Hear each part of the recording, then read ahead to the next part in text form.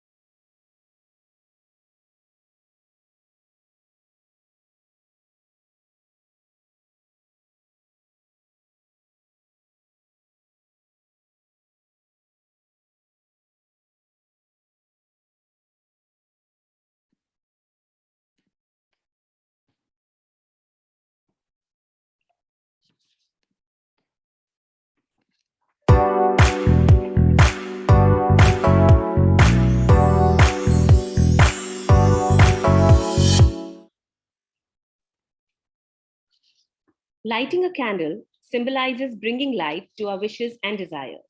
It symbolizes faith and positive intentions.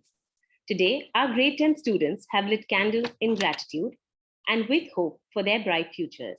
Let's begin this virtual ceremony of Transcend 2022, the 4th annual personal project exhibition of Jamnabai Narsi International School, with a tribute to the divine.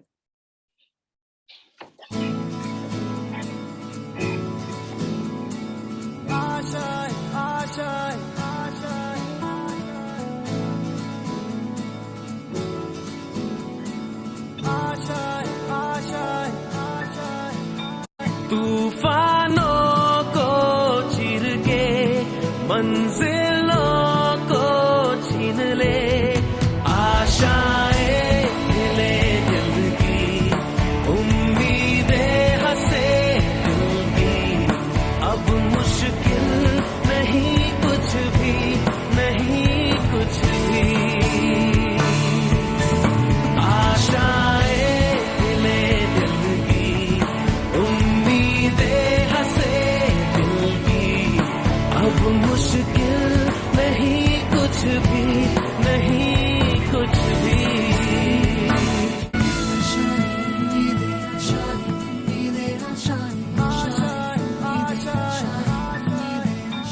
गुजरे ऐसी हर रात रात हो ख्वाहिशों से बात बात आशाएं लेकर सूरज से आग आग गाए जा अपना राग राग आशाएं कुछ ऐसा करके दिखा खुद खुश हो जाए खुदा आशाएं ले दिल की उम्मीदें हंसे दिल की अब मुश्किल नहीं कुछ भी नहीं कुछ भी आशाएं ले दिल की उम्मीदें हंसे दिल की अब मुश्किल नहीं कुछ भी नहीं कुछ भी The cutting of a ribbon symbolizes the opening of something new. This year, we cannot initiate this ceremony physically given the circumstances, but we will continue to carry on the tradition virtually.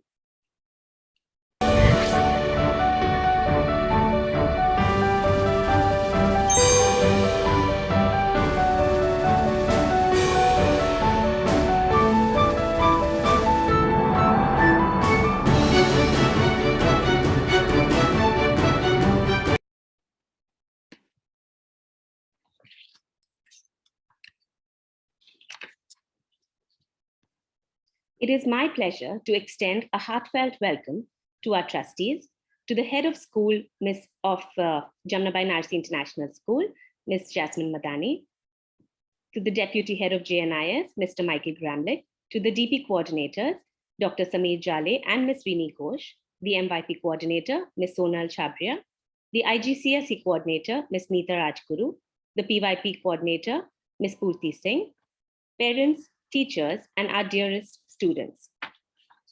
My name is Kanika Shah, and I'm coordinating the personal project this year.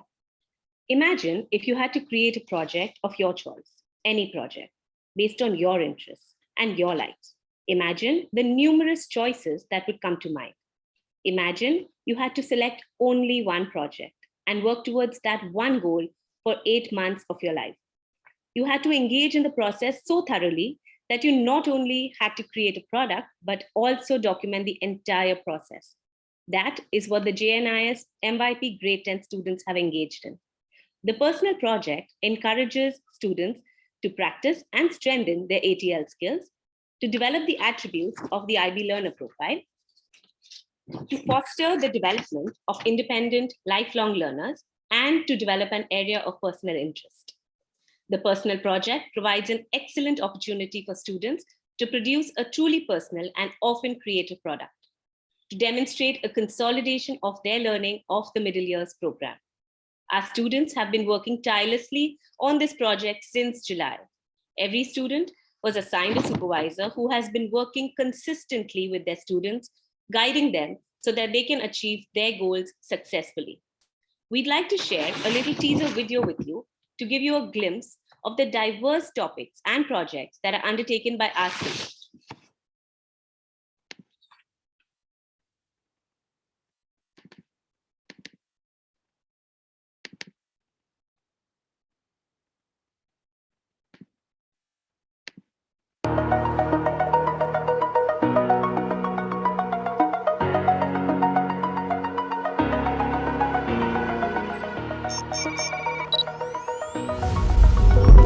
The world we see through our eyes is a completely different perspective to life through a camera lens.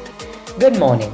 I am Arya Talsyan and this is my personal project journey. Hello everyone, I'm Shirin Sabharwal, and through my personal project, I've successfully brought happiness to over 150 children.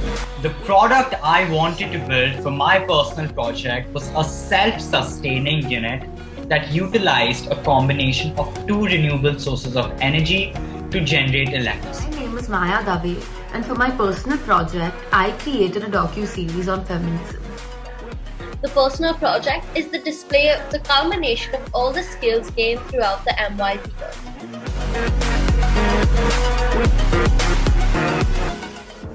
It's an ebook exploring a handful of careers so that teenagers like us know what it really is like to be in a certain profession.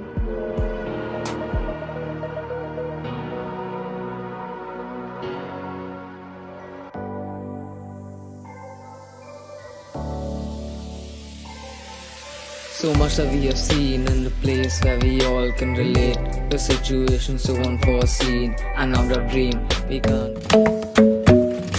The club isn't the best place to find a lover, so the bar is where I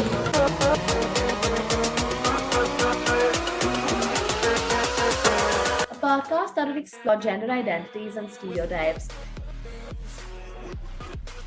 Apichet Suduracharo. Of the prototype for a portable multifunction appliance unit that is entirely powered by solar energy. Using my product, you can turn the electrical switches on or off via the internet using your mobile phone. My personal project is essentially helping senior citizens to become more tech savvy by teaching them to do things on their phone that they feel they want to learn. Particles as small as 0.3 microns in diameter can be caught in these air filters, saving people's life from these deadly illnesses. Organized on 18th December with 30 plus participants from 4 countries, 13 cities, across 20 schools.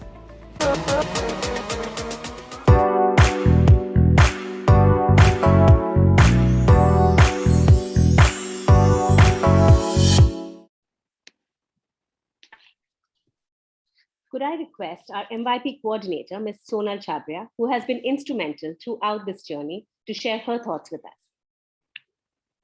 Thank you, Ms. Kanika. Good morning and a very warm welcome to all dignitaries, parents, students, and my colleagues. Ms. Kanika has rightly used the word celebration. This needs to be a celebration. It is one of the greatest achievements of our children till date.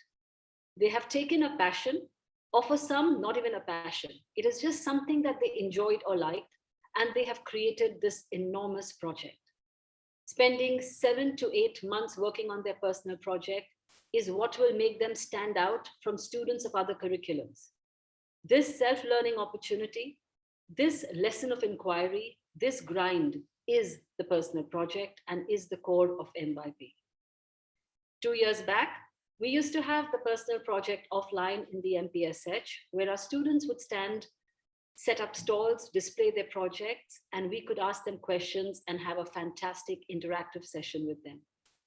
Each one would come up and speak about their journey on stage today. And hopefully this will be our last online personal project exhibition. We have not left any stone unturned. Our students will present their product and you can ask them questions on the chat. To collect your feedback and to see their product in detail, we are going to be putting up a link on the chat. It's the Padlet link. And let me run you very quickly through this Padlet, to the Padlet link. I'll just share my screen. So when you click on this link, you will go to this Padlet where every student's work is displayed. They have spoken about their work. After that, you can see their product, what they have made, and please do give feedback to all of them. This encourages our students and it helps them figure out where they've gone wrong and what they can do right. To the students of other grades watching this exhibition, my advice to you is to watch carefully, as this is the place where you can get ideas for your own personal project. To the parents of grade 10 students, congratulations on your children completing their products. And to the students of grade 10, have dreams of endless possibilities. Get driven and go above and beyond, as the next few months will pave your way for a persistent attitude. Persistence is probably the single most important quality of high achievers. They simply refuse to give up. This is your first step towards self-reliance. Go chase your dreams. All the best for your presentations and let the show begin. Thank you, Ms. Kanika. Thank you, Ms. Sona. Your words always resonate with us. We couldn't have done it without you. The theme of the year is change. The COVID norms changed, school timings changed, online became offline, Zoom became hybrid, people changed, the weather changed, and even the personal project changed. After all, change is the one constant in our lives, isn't it? As Winston Churchill once said, to improve is to change, to perfect is to change often. Throughout their projects, students have adapted to challenges, to unanticipated roadblocks, and also to the schedules of their school and teenage lives. Our students have done us proud, and we are here to celebrate them, to celebrate their fabulous personal project journeys. Students will be showcasing their learning at our virtual exhibition today through short presentations that they have prepared. For every student presenting, we earnestly encourage you to use the chat box to give them some feedback, ask them questions, and keep it as interactive as we can on this webinar. Without further ado, I'd like to call upon our first presenter of the day. Life is like a camera. Once you focus on what's important, you'll capture it perfectly. Arya Tulsian, a promising photographer, the stage is yours. A camera does not just take pictures. It makes those memories tangible, visible, and stored forever. Good morning. I am Arya Tulsian, the founder of Solarize Studios, a product photography brand. At Solarize, we believe the ultimate rule is that there are no rules. Whenever there is that itch, that creativity wanting to spark, it will. And you can make some of the most non-aesthetic scenes beautiful via your camera. That is how my passion started for this art. I honestly cannot believe how that little boy 7 years ago, holding his first camera to take a picture of a lion, is now giving a presentation on the same topic. But honestly, if it wasn't for the journey and learning from all those missed opportunities and photographs, I would not be standing here today launching my photography guide. I think that was a strong enough build-up. Now, let me share with you an insight of my photography guide, Life Through a Lens, containing the different genres of photography, along with some photographs that I have clicked, uploaded on my website as well. Rather than droning on about the technical aspects, I have decided to incorporate my experience because ultimately this skill is associated with our heart and not our brain. My mission with my brand is to help up and coming enterprises with their product photography and advertising in order to boost their sales at minimal cost. I would like to thank the personal project coordinator, Ms. Kanika, and my personal project supervisor, Ms. Prerna, for being constant supporters throughout this journey. To conclude, I would like to say, photography is a way of feeling, of touching, of loving. It remembers little things long after you've forgotten everything. Thank you. Wow, Arya, your passion is contagious. That surely gave us all an insight into the world of photography. I'm waiting for questions from our attendees, and we have one. All right, Arya. So they want to know, how do you think your product is going to help such small businesses in the long run? We live in a world which is dominated by mega industries. For example, the food industry and the fashion industry are one of the biggest in the world currently. So imagine that you are a startup company right now and you want to compete with those brands. Obviously, you do not have the enough funding, enough resources for that, to compete with those big businesses. That is where my business helps. My product photography services provides small business, up and coming enterprises with a little help, a little assistance in their advertising sector. Because as we all know, advertising is one of the most costliest aspects of building a brand. So with that aspect taken care of, businesses can now focus on other aspects of the brand, like the inventory and other aspects. So which is why I feel in the long term, my brand will certainly help enterprises. Excellent. And they also want to know, how do you generate revenue out of such, such a project eventually? So I started with doing these services at a free cost, because eventually even I needed to get it started and get a recognition. Otherwise, people would not buy these services. But eventually, as time goes on, I am going to charge a small fee for the services, which I will just use to further my photography development and learn more. Because in this world, there is nothing left. There's always more to learn, which is why I feel that even if I am able to earn some money from this and help these enterprises, I think I will be able to do a proud job for myself. Thank you, Arya. Very confidently spoken. The next speaker is Krish Parwani. In today's world, where older people are always complaining about children not caring, we have Krish Parwani, whose product is targeted towards the elderly.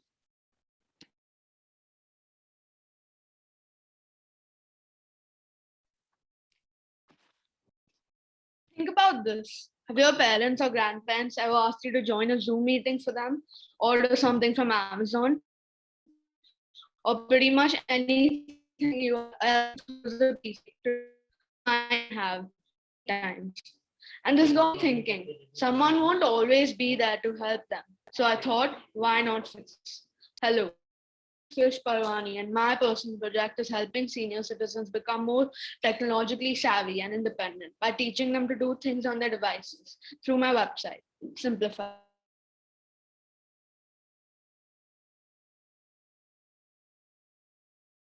This is my website. The home page has clear instructions on navigating around the website, as well as how to start learning. My website teaches 7 different functions to people to perform on their devices. For example, it teaches the user how to create and join Zoom meeting through an educational video, step-by-step instructions, and audio. My inquiries page was one of the most important pages. If the user is confused about anything at any point, which some people might be, they can easily have their questions answered. Owing to my interest in coding, I decided to code my website and learn aspects of advanced HTML and CSS, a coding language needed to create a professional website as my learning goal. I did hit a few roadblocks when it came to managing my time around schoolwork, extracurriculars, as well as some glitches I faced on my website, which could only be fixed after creating short-term goals and researching effectively. This project enabled me to exercise agency and leadership as I got first-hand experience on creating my own brand and product. I can definitely say that this project has been one of the most enriching experiences of my life, and it has helped me grow as a researcher, thinker, communicator, as well as made me more open-minded and inquisitive. I would like to thank my supervisor, Ms. Tanya, and the personal project coordinator, Ms. Kanika, for guiding me throughout my journey. So let's try to make our world one where the elderly are caught up to technology and can embrace it to the fullest. And to quote Nelson Mandela, it always seems impossible until it's done. Thank you. That was great, Krish. And I think all of us here are going to recommend your website to all the elders in our homes. Let's see what questions you have. Okay, there's a question for you, Krish. How would you take your product to the next level in the future?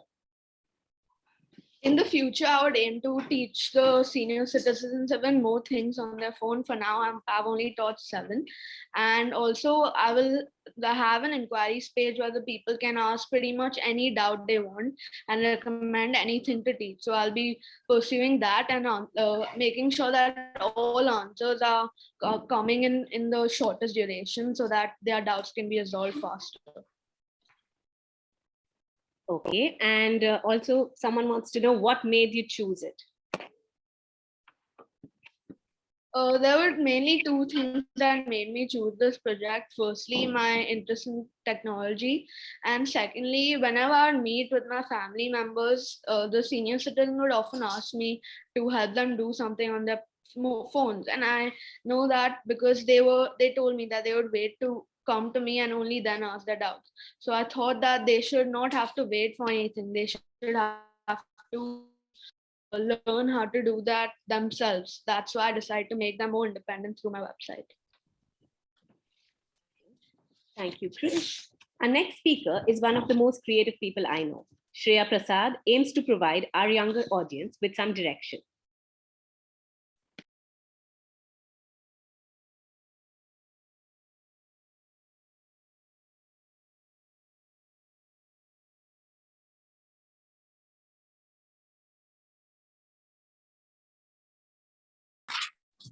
Good morning, everyone. I'm sure each one of you has been asked the question, what do you want to be when you grow up? To me, it was always a daunting, scary, demanding question. How was I to determine my life's work when I'd barely just begun, barely explored the world around me? It was especially challenging since all of us are exposed to a variety of areas and develop so many interests along the way. So, for my personal project, I published Pathfinder, an ebook exploring careers so that teenagers like us know what it really is like to pursue a career. Choosing a career is already hard enough, and even harder when so many people are subject to family pressure, societal norms, misinformation, and indecisiveness. I wanted to address this problem so that everyone could make an informed decision about their walk of life. Here's a flip through.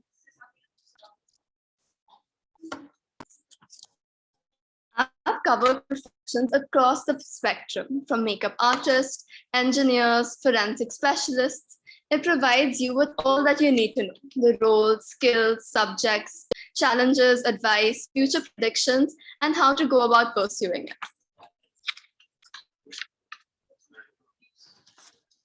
But this is my personal project. A book for other people's professions doesn't sound that personal. Developing and publishing this book gave me an opportunity to emulsify my interests of writing, designing, art, and also help me meet so many amazing people. All of this was only possible due to the unconditional support from teachers, Miss Sonal and Miss Kanika. And this project was just not all about me. I extended my knowledge by sharing it with over 80 students via online webinars, helping them make the right decisions. So when someone asks me today, I think I know what it takes to pursue a career, and I can appreciate the plethora of opportunities our world has to offer. This personal project was an eye-opener, and I look forward to continuing this journey in the future. Thank you so much for listening to me. You can find my book on Pathfinder on Amazon. It's called Pathfinder. So get your copy today.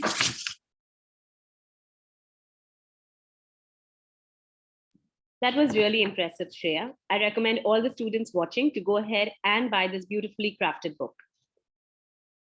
Shreya's questions are, let me see what are the questions that are asked of you. How did you come to the conclusion that this was your personal project? And what was the process? So I think one fundamental idea of your personal project that it should stem from something you're interested in and something you're curious about. So the first thing I did was list down all the things I'm interested in, curious about, my hobbies. And then I had a meeting with my supervisor where we shortlisted these ideas and discussed the contenders. And we discussed things like the feasibility of this product during the pandemic, the goal, was it challenging enough, what was the possible product, and after which we came to the conclusion that this idea was the best. And another question for you is, the best profession for someone who likes to analyze, what do you suggest? I don't think there is a best profession. I mean, it totally depends on your interests. Certainly, the STEM careers are more analytical, so you should explore that. Thank you very much, Shreya. Our next speaker is Ishana Dasgupta, who has approached a social issue through her artistic genius.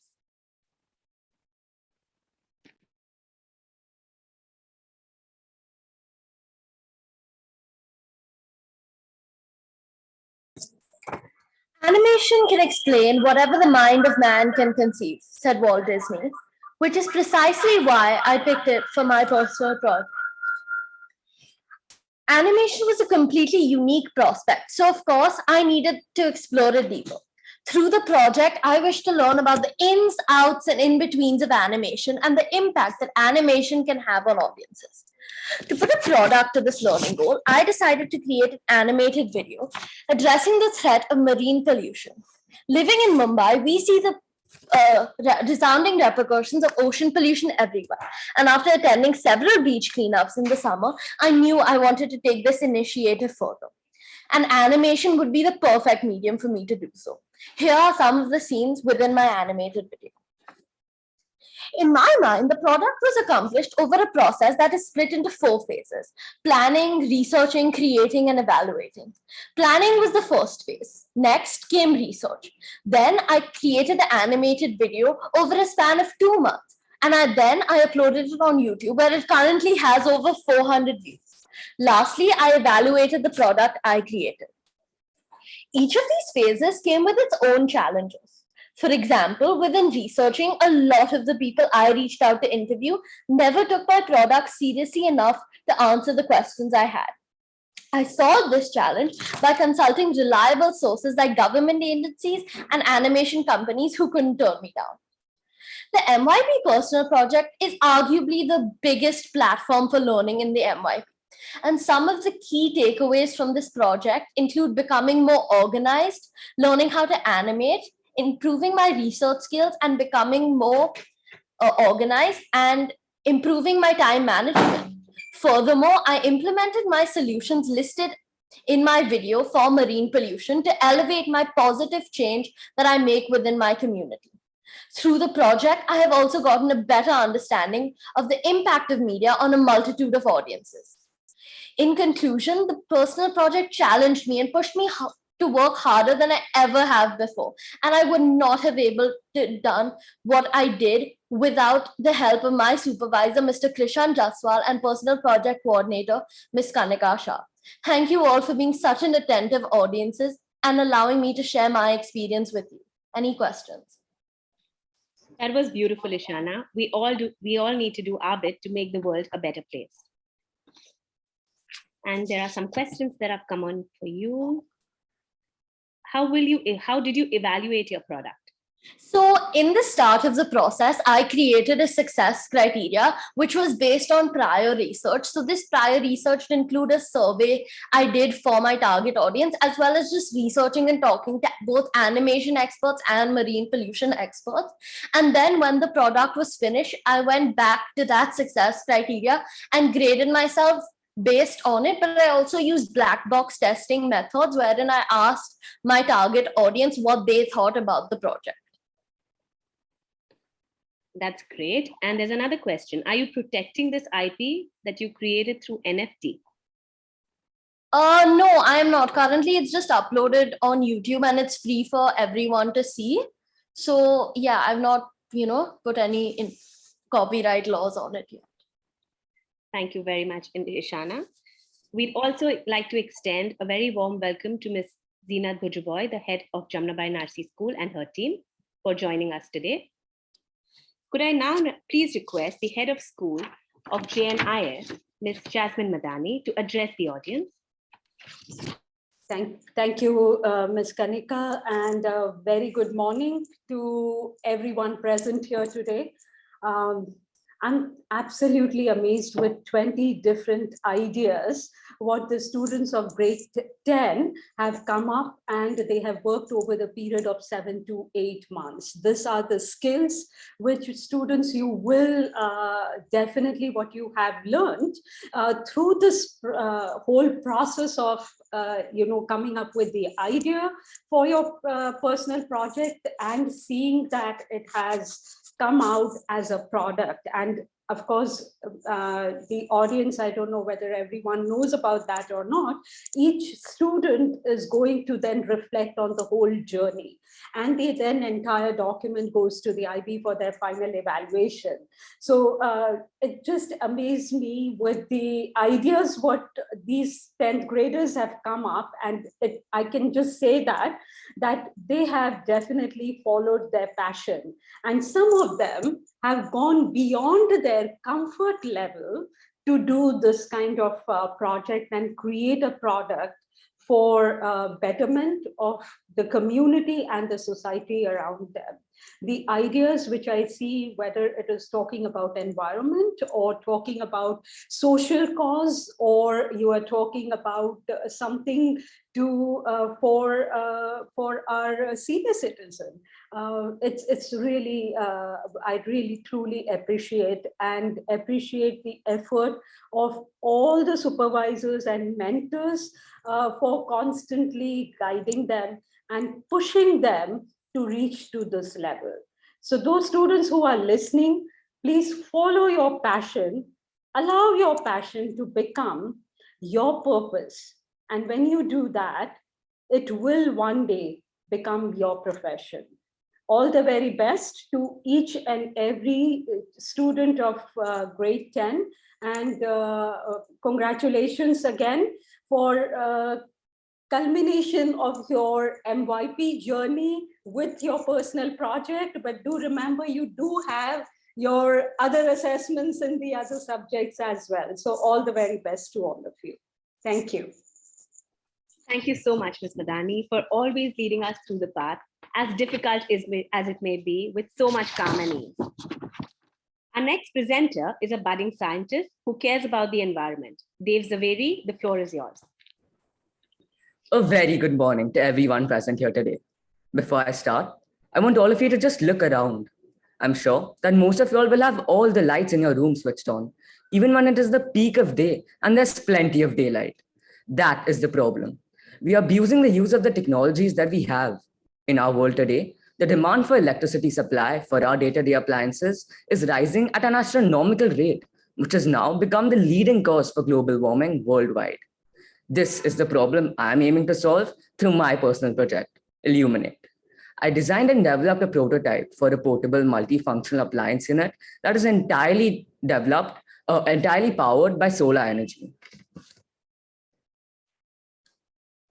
Additionally, I built an informational website explaining the problem and the process of developing the model with the hope that more people around the world get inspired to switch to renewable energy.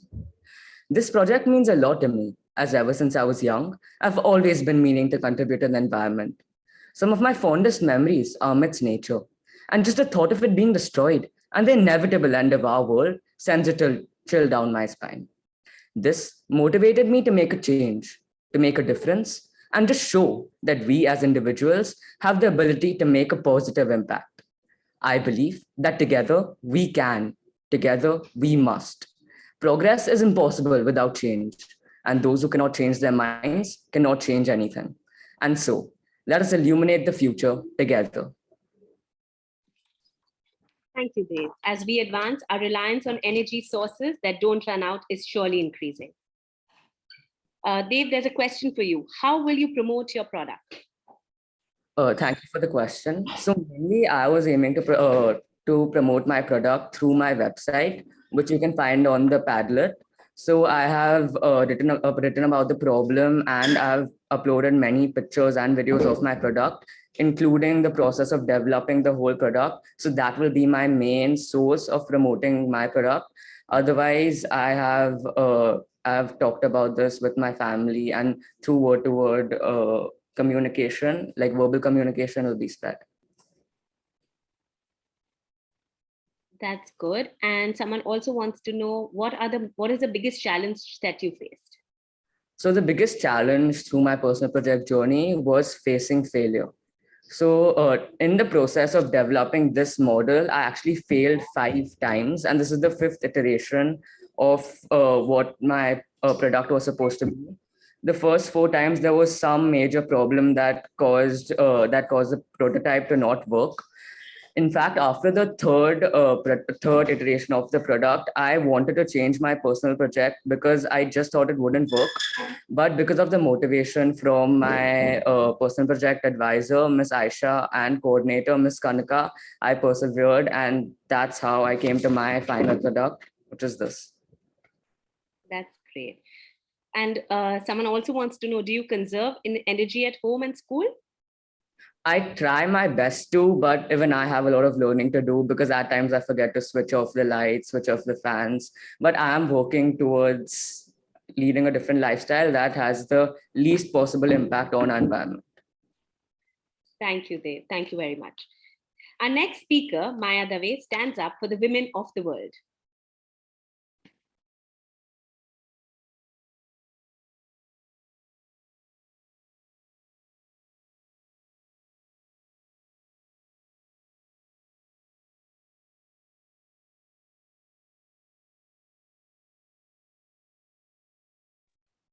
My name is Maya Dave, and for my personal project, I created a docu-series about feminism. My project is extremely important to me, as through my topic, I was able to explore 2 things I'm extremely passionate about: feminism and filmmaking. My videos address basic issues women face every day that till recently were not even acknowledged as issues. For example, derogatory attitudes in the workplace, the disparity in male and female paychecks, or sexual remarks made towards women. My docu-series consisted of 3 videos. Each of my videos tackles a different topic. My first video was about the glass ceiling. Here, I spoke about the barriers women face in the workplace. My second video was about female breadwinners from lower income families. And my third video was about physical and verbal sexual harassment. I explain these topics with the help of interviews with women who have experienced these issues. My target audience is the 12+ age group. This is because I believe that people of all ages should be educated on these issues. However, some topics were mature, hence I didn't go below age 12. This is a short part of my video about the glass ceiling.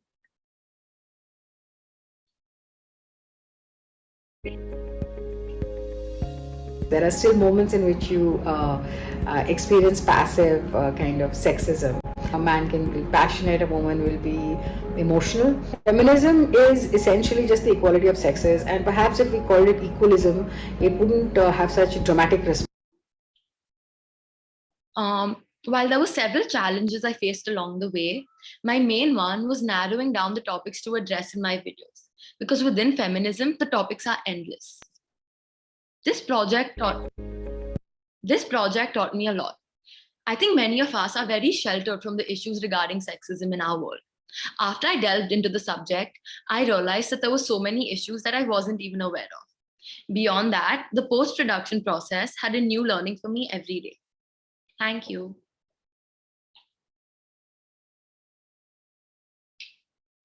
I agree with you, Maya. The world needs to treat women with the respect that they deserve and stop oppressing them.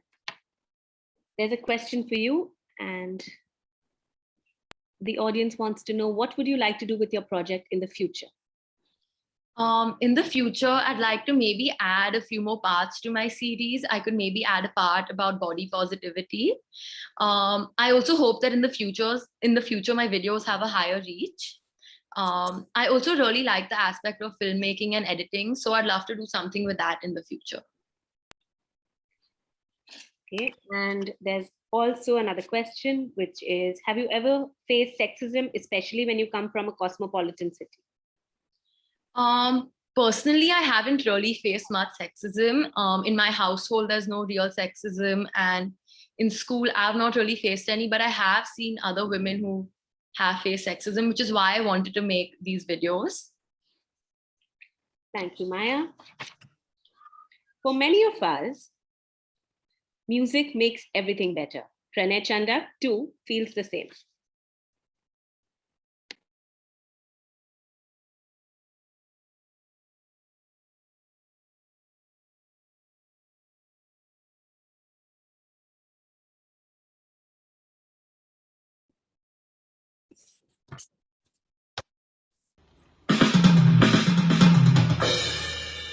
Good morning. I'm Pranay Chandak, a world-renowned musician in your midst. I'm sure you've all heard my music. Just kidding. But I aspire to be a musician thanks to my personal project. I can play various instruments, some well and some amateurishly.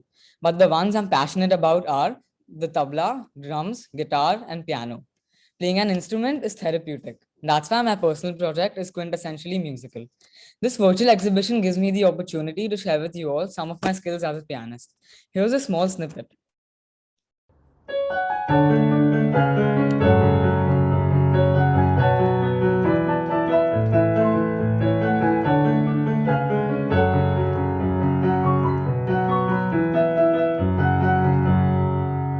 I play for myself and delight in creating and recreating music.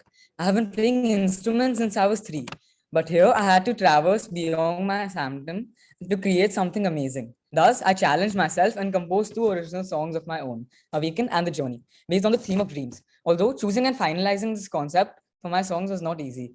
So, how did I finalize on dreams as a concept? Well, the kingdom of dreams is very vast, and I believed I could create various tunes on it. The truth that dreams and music will always remain timeless just struck a chord within me. My biggest takeaway from the project is that there are no shortcuts to success. I learned to manage my schoolwork, exam pressure, submissions, and along with the personal project. This made me a more confident version of myself. The entire process of composing and producing each song took over 18 to 20 hours. Here's a teaser of one of my songs, Awaken.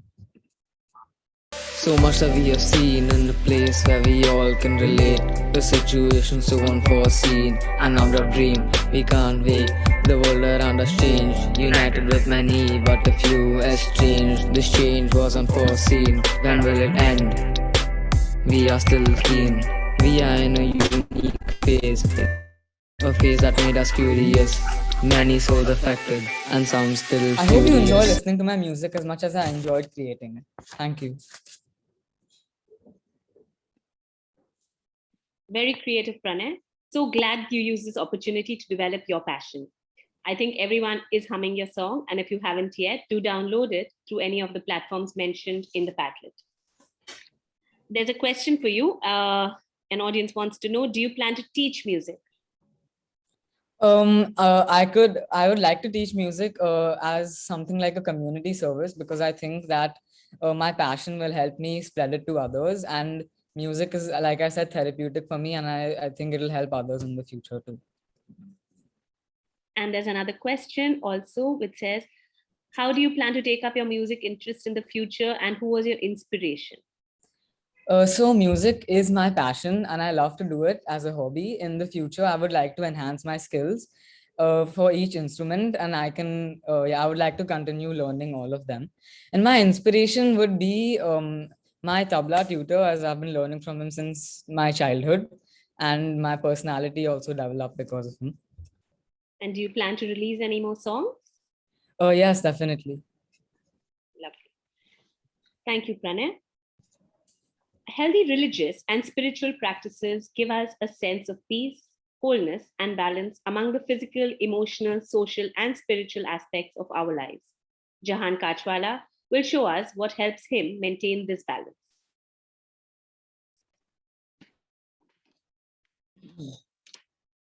Dear respected teachers and dear friends and parents, my name is Jahan Kachwal. I'll be talking about my personal project. So when I was thinking of my goal, I decided to make a website and a YouTube video on the Bhagavad Gita, as the advices and the messages from the Bhagavad Gita really helped me out during tough situations of my life, and it also helped me deal with stress. So for my products, I chose websites and YouTube videos. Websites because they are popular and accessible by everyone, and I chose YouTube videos as they are really popular. My website has 3 pages: a home page, a video page, and a feedback page. You can also click on the and this is also one of the posters I made for my website. I also have a YouTube channel where all the videos are uploaded of me chanting the shlokas and interpreting these shlokas. I also have a 30-second snippet of me chanting these shlokas.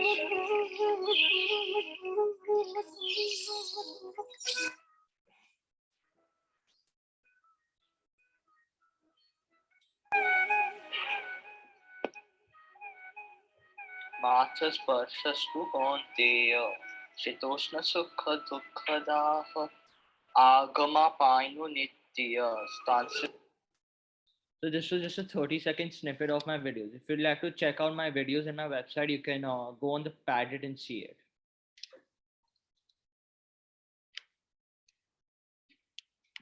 Wow, Jahan, such a beautiful project with so much positivity. The audience wants to know, do you use shlokas for praying? Yes, I do use shlokas for praying, and yes, I do use them for praying. Okay, and do you do this on a regular basis?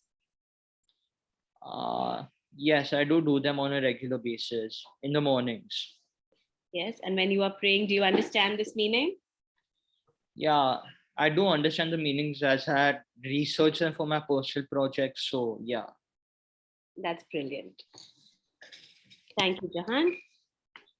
While we are searching for things to keep us calm, Bhumi Goti will show us another way.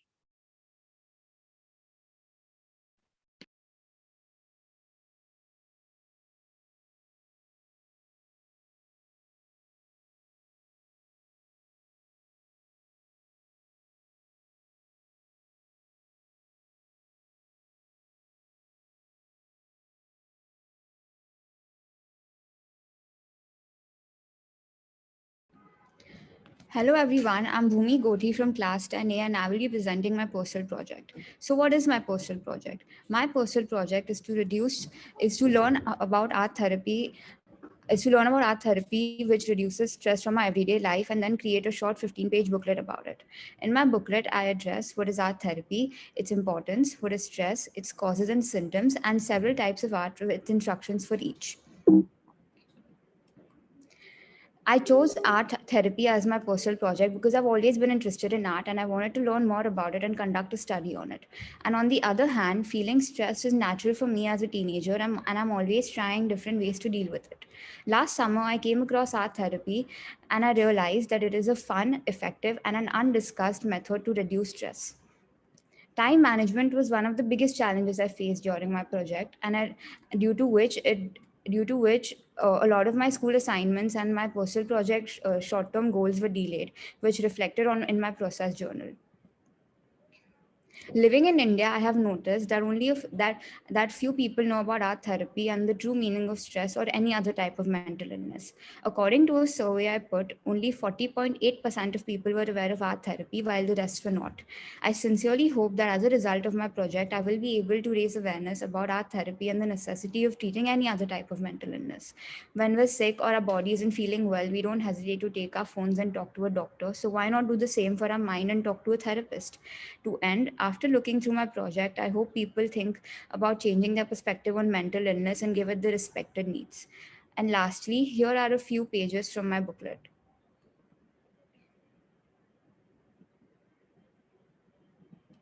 Thank you. Thank you. That was really helpful. All right. The audience wants to know at what age did you experience stress? When I was 13. Okay, and why were you so overwhelmed? Was it schoolwork or was it otherwise? That was because of schoolwork. All right, good. I'm glad you're working hard, and I'm glad you're coping with the stress that you got because of the excessive schoolwork. And when did you realize that art can help?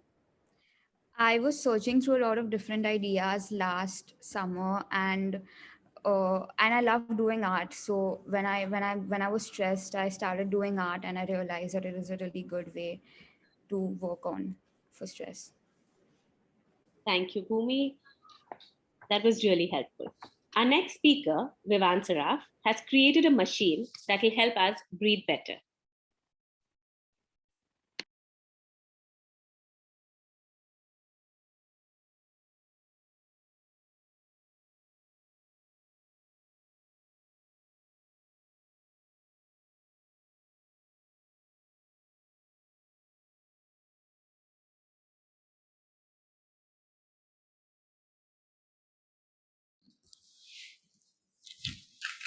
Good morning, teachers and my dear friends. My name is Hivan Saraf, and today I'll be telling you all about my personal project. Pollution mixed with the air enters our house and gets embedded in our furniture, carpets, and drapes. Pollutants accumulate in everyone's home, and we spend majority of our time at home. People have been under lockdown for more than 2 years. Peop- um, Everyone works and studies from home. This is the year when pollutants have had the greatest impact on the people's health. The people must be protected from the dangerous illnesses transmitted by air pollution, as it has the potential to develop asthma and cancer. It is exceedingly detrimental to the human body. I have created a cost-effective air purifier to solve this issue. The air purifiers available in the market are extremely expensive, and all families are unable to afford it. By creating a cost-effective air purifier, every middle-class family can afford it. Thus, particles will be captured in these air filters within my air purifier, which can provide clean air to the people in their homes. Particles as small as 0.3 microns in diameter can be caught in these air filters. I would like to thank my supervisor Pavan sir and Kanika miss for guiding me through this process. To know more about my personal project, please look at the video uploaded on the Padlet. Thank you. Well done, Vivan. I hope this product benefits many more people. There's a question for you, Vivan. Are there any other machines like this that are available? Yeah, so there are many air purifiers that are available in the market, but their cost is highly expensive. Like when I saw it, the minimum price for an air purifier was 15,000, but my air purifier can be bought by the people in 4,000. Wow, that's definitely something that's very affordable for most of our, population. And why did you choose to create this project, Vivan? So I have always been inspired by entrepreneurship. I always wanted to be an entrepreneur, as I wanted to create something which was very personal to me and would help the population around and would help anyone. And so I got to know about the climate crisis and how pollution was increasing in the world. And therefore, I thought of creating a cost-effective air purifier so that everyone could be safe from the pollutants. Thank you, Vivan. Next, we have Ananya Jain, who has combined her creative love with the hope of making a difference.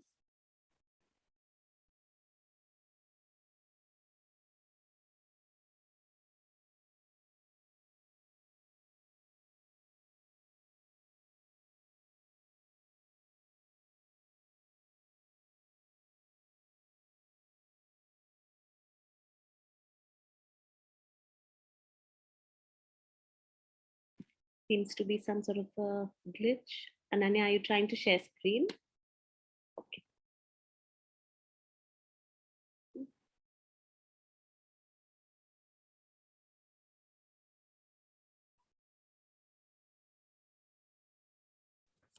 A very good afternoon to all. My name is Ananya Jain, and I am ecstatic to share my 6-month-long journey with you all.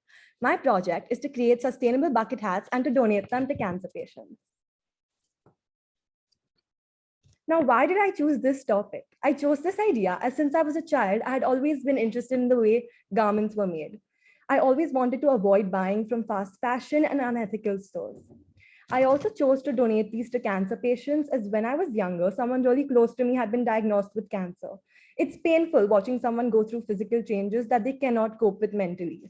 That's when something struck a chord. And I knew I had to combine two ideas that I was truly interested in so that my project can truly be personal and meaningful to me. Now for the long, tiring, thrilling, yet exhilarating process. A few activities that I conducted to achieve my goals were a clothing drive so that I could collect old fabrics that would make my project sustainable. I attended workshops and I also conducted interviews. Now I present to you a small snippet of me creating my product.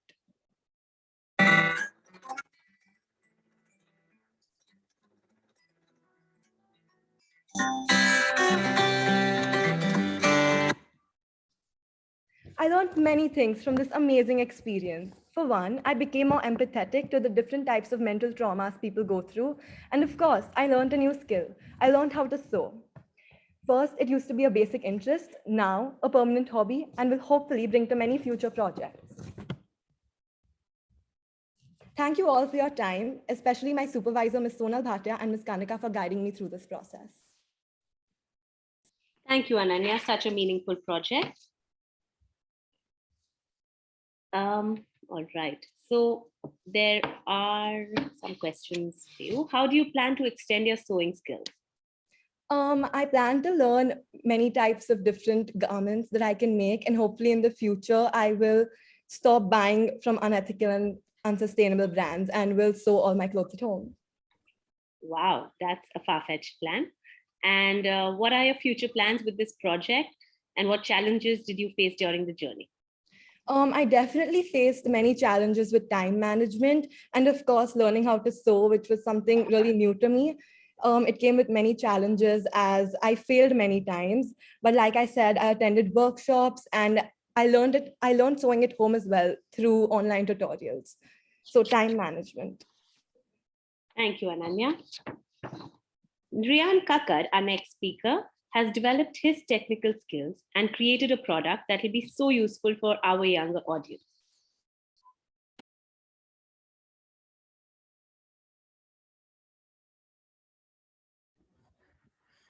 Good morning to everyone present here today. For my personal project, I created a website for grade 6 and 7 students across all curricula to learn and practice their mathematics concepts. This is because of the lack of resources like a whiteboard that was needed to teach this kind of topic when online learning was going on. Through this topic, I learned website creation skills that included learning coding languages like HTML, CSS, and JavaScript. Here's a small snippet of my website. To see the entire website, you'll have to check the Padlet later. So why did I choose this topic?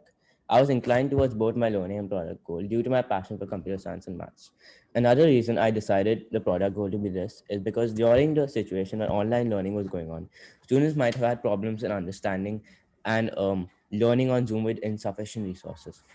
And that is when I hope to create a product for middle schoolers so they can enjoy and learn maths through something more independent and that has the right resources. By learning HTML, CSS, and JavaScript, I showcased and developed coding skills to help grade 6 and 7 students improve their math skills. My biggest takeaway was learning and developing various skills that could help me in the future. One of the most important ones was self-management skills. And this was one of the most essential skills I used throughout the project. I did this by managing my deadlines, planning, organizing, tackling my personal projects, summatives, and e-portfolios simultaneously. Overall, I think my personal project will have a huge impact on learning and show us new platforms and ways to learn apart from school. My product will be able to help the students and the community counter this problem by using a more interactive and independent method of learning. Thank you. Thank you, Rian. As a maths teacher, I'm quite excited to have my students develop their geometry skills through your website as well. Okay, there's a question. Did your younger brother inspire you to create this project? Yeah, he was one of the inspirations that inspired me to create this project because I saw him struggling with geometry and I realized that he was having problems because of online school and that was how I chose one of my topics, my main topic to be geometry. Okay, and there is another question which says, what are some of the challenges that you faced during your journey? So one of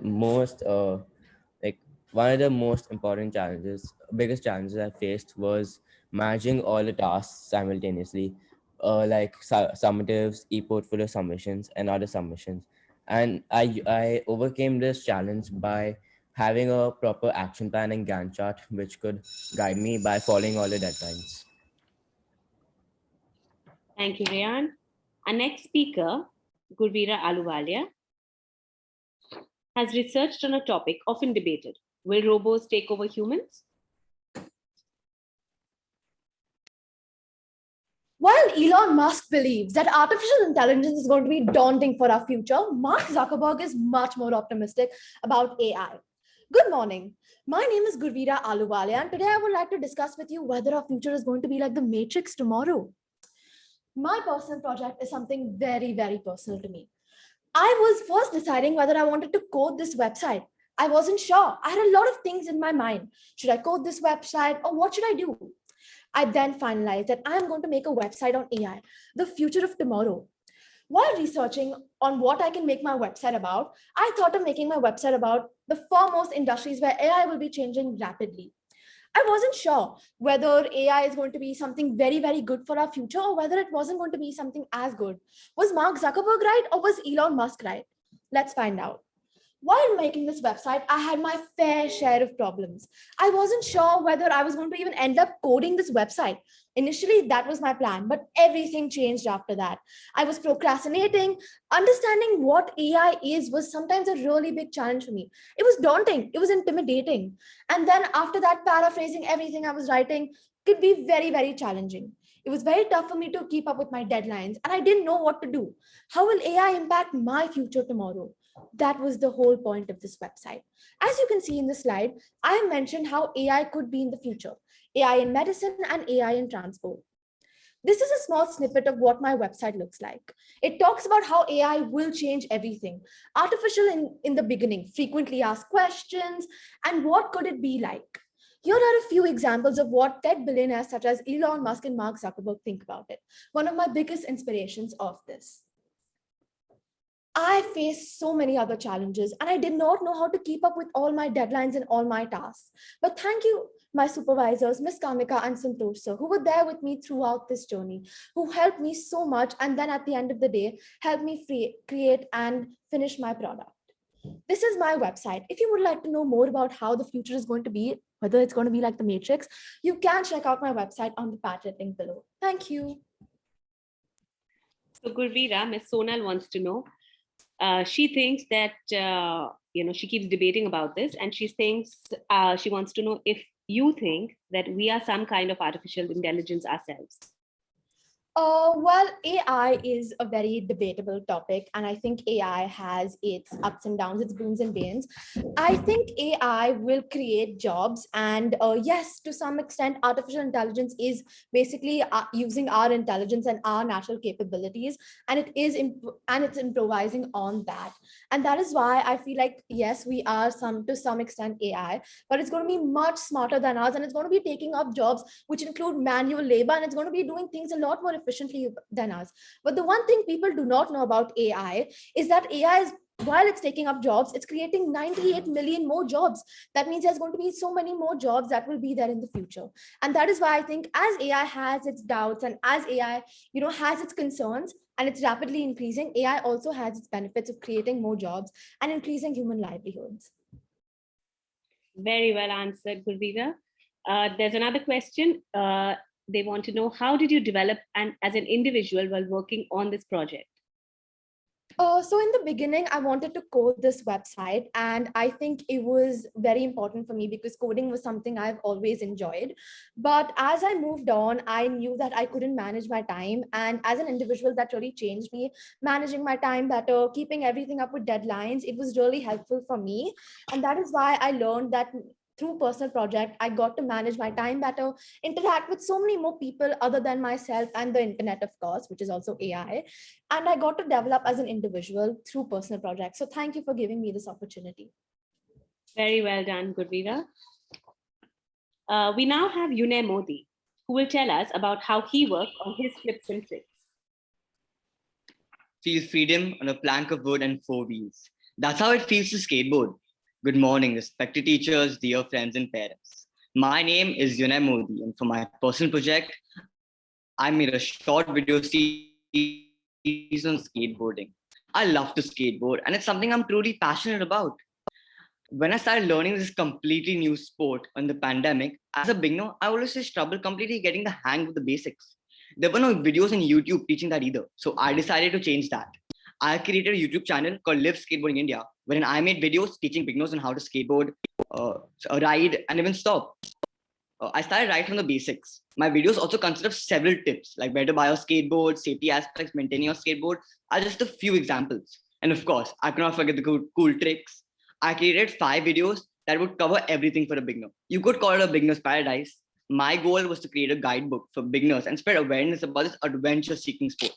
My passion for skateboarding really made this project lots of fun, and it felt like a breeze. Even with a few bumps across the way, I was able to create a good product, and it was a success. I was able to promote my videos by getting reposted on an online community and getting many views and likes. This project means a lot to me because I have solved an actual problem skateboarders face. Through this process, I developed so many skills, but research, self-management, and communication will have to be on the top. I would love to thank my supervisor, Michael sir, for always guiding me through every step of the journey, and Ms. Kanika for always helping us whenever needed. Now, I would like to show you a glimpse of my video series called A Beginner's Basic Guide to Skateboarding.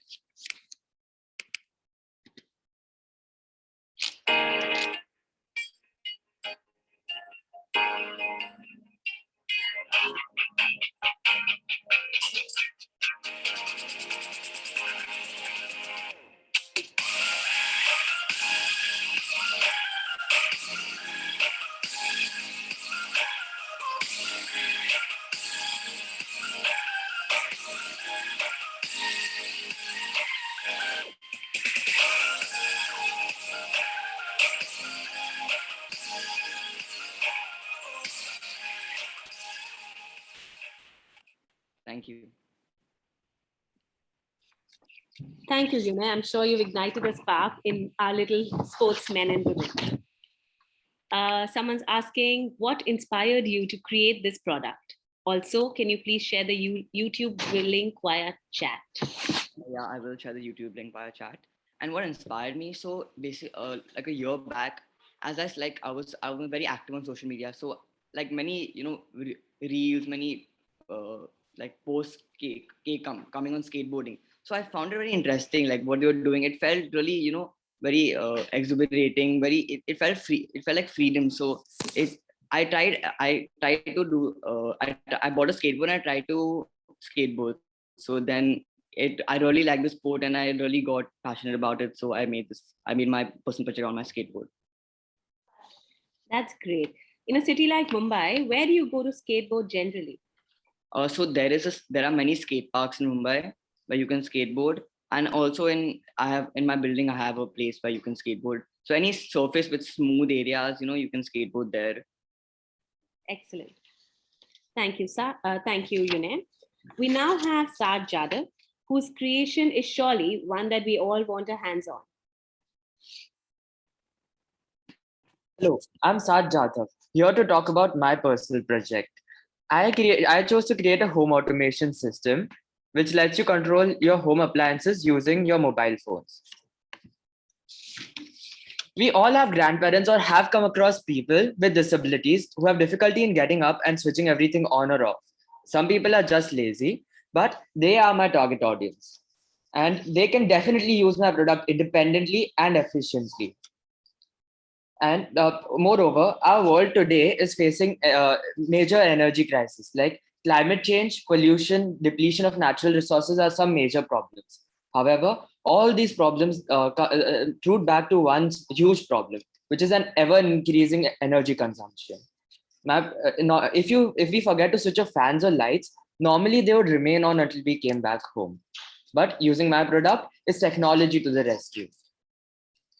The reason I chose home automation as my product is because it relates directly to my personal interest, which is experimenting with electrical circuits, making life easier for people, and innovating and creating something new and innovative.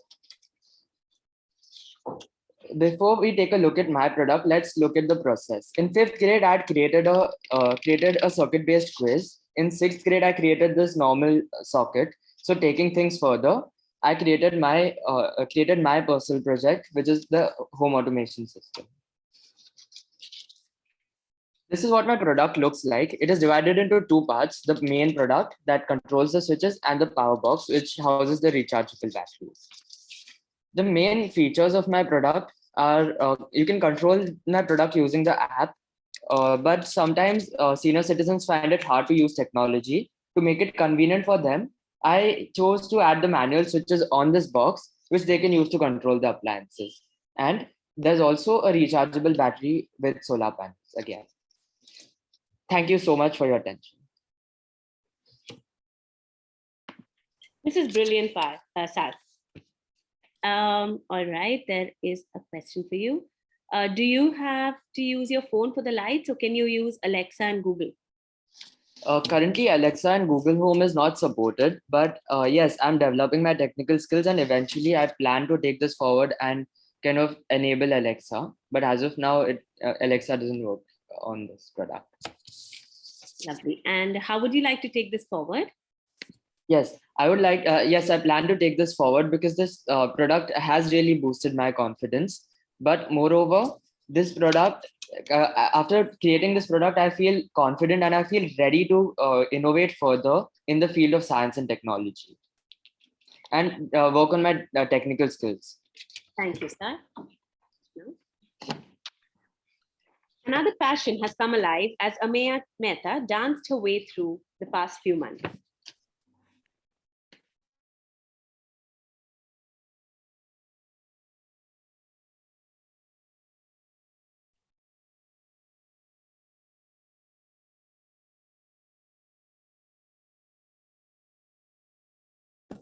Good morning, everyone. I'm Ameya Mehta, and today I'm going to talk about my personal project.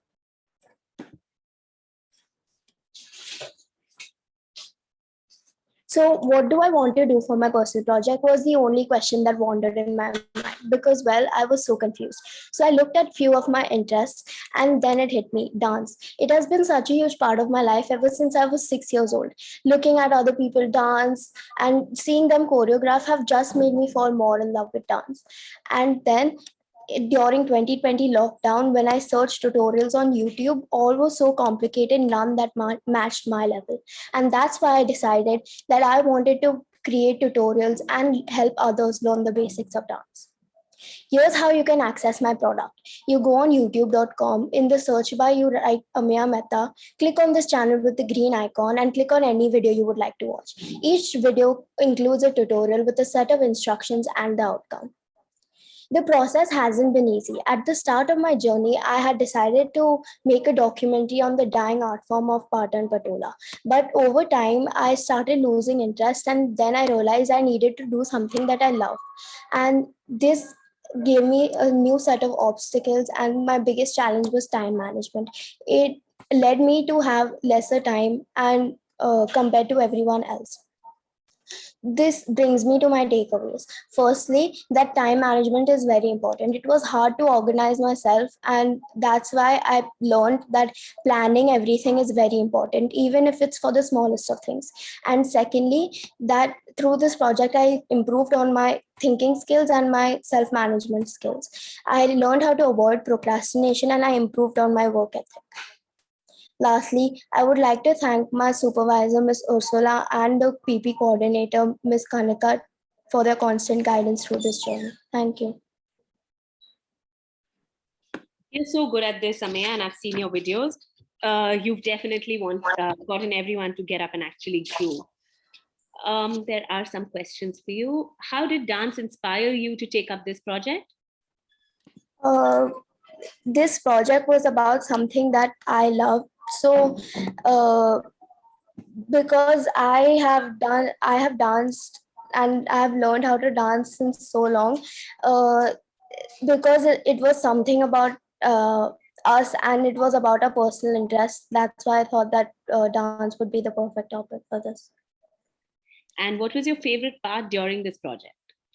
Definitely choreographing all the dances were my favorite part because I had to sit and I looked at so many of other dances and I got to think and I got to improve on my skills, and that's why it was very fun and my favorite part.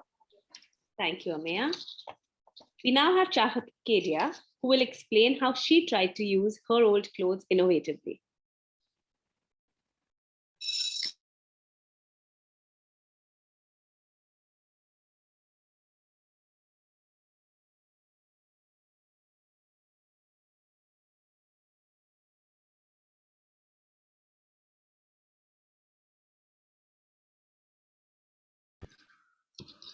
Good morning, respected teachers, parents, and my dear friends. I am Chahat Kedia and I'll be talking about my personal project, Smile with a Mask On.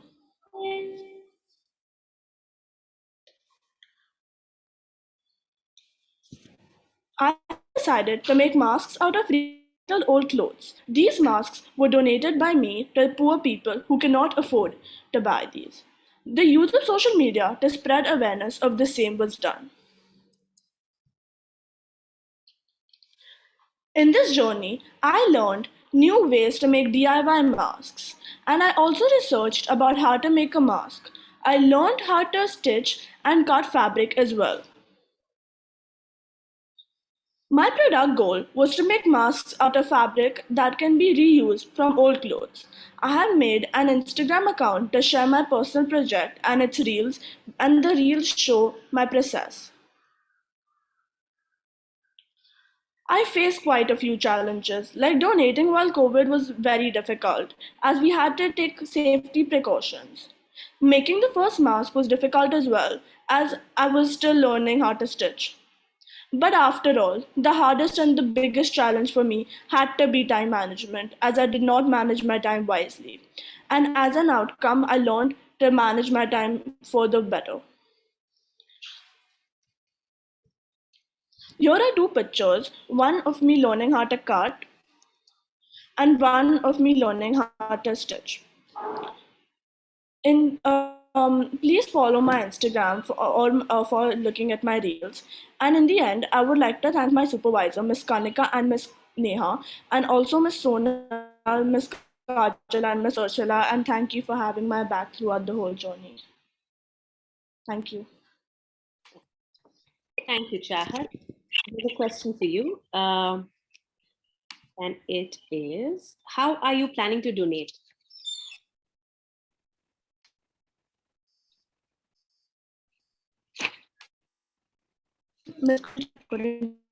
Yes, I'll repeat the question. The audience wants to know, how are you planning to donate your earnings or your master? I was planning I'll donate my earnings to COVID supplies. Like I will donate it to people who are suffering through COVID, or I would give it to NGOs. Okay, and how will this project help you in the future?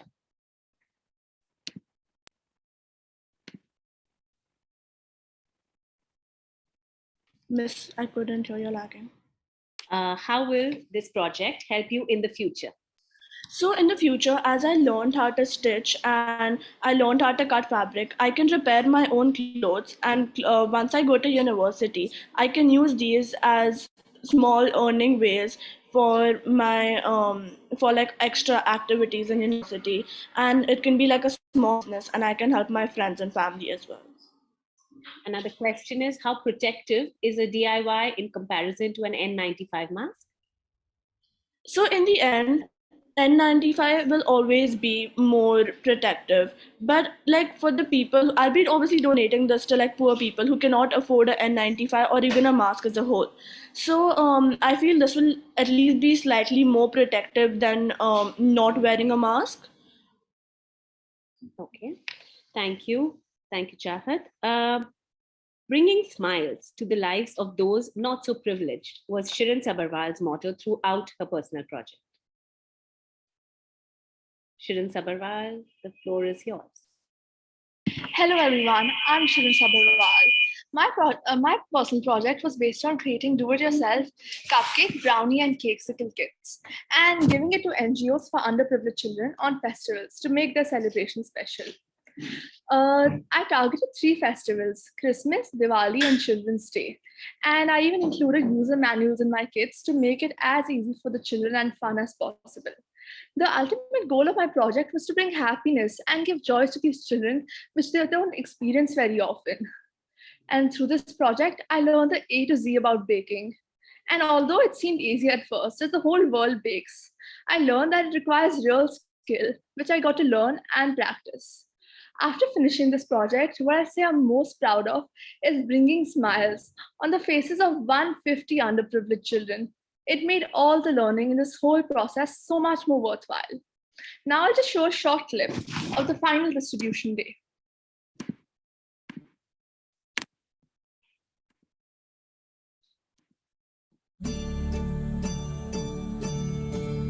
जिंदा हूँ मैं तो अभी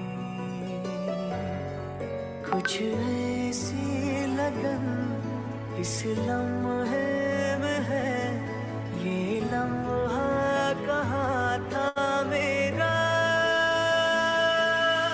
अब है सामने इसे छू लो जरा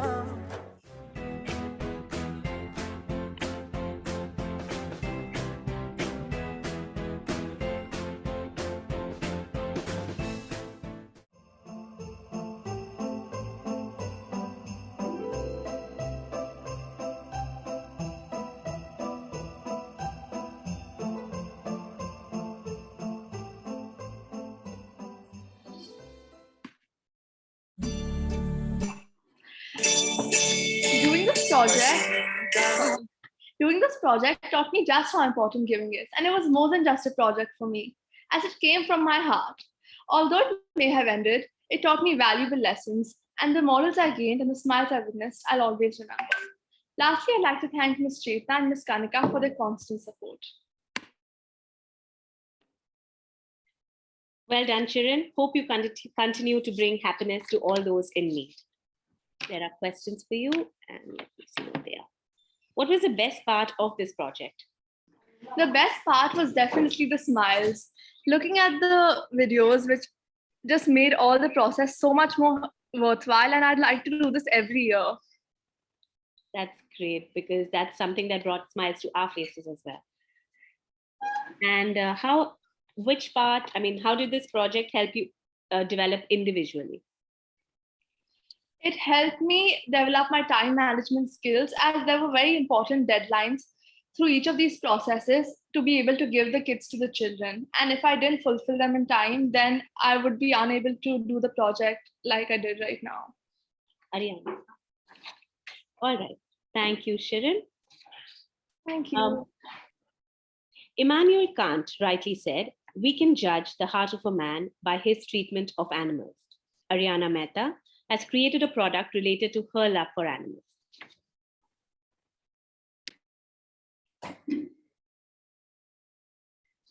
Good morning. My name is Ariana Mehta, and for my personal project, I've created a short documentary that's titled Beauty Should Be Kind.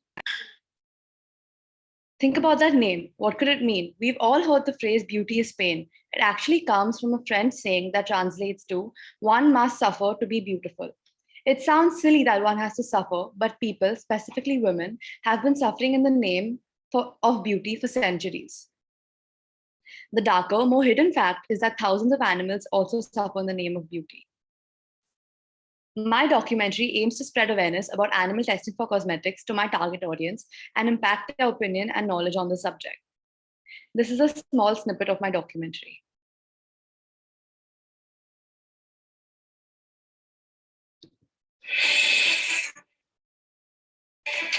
Animal testing for cosmetics. It's still happening here. It's well hidden, but it's still happening. Wasn't it thought to be a thing of the past? Well, consider this.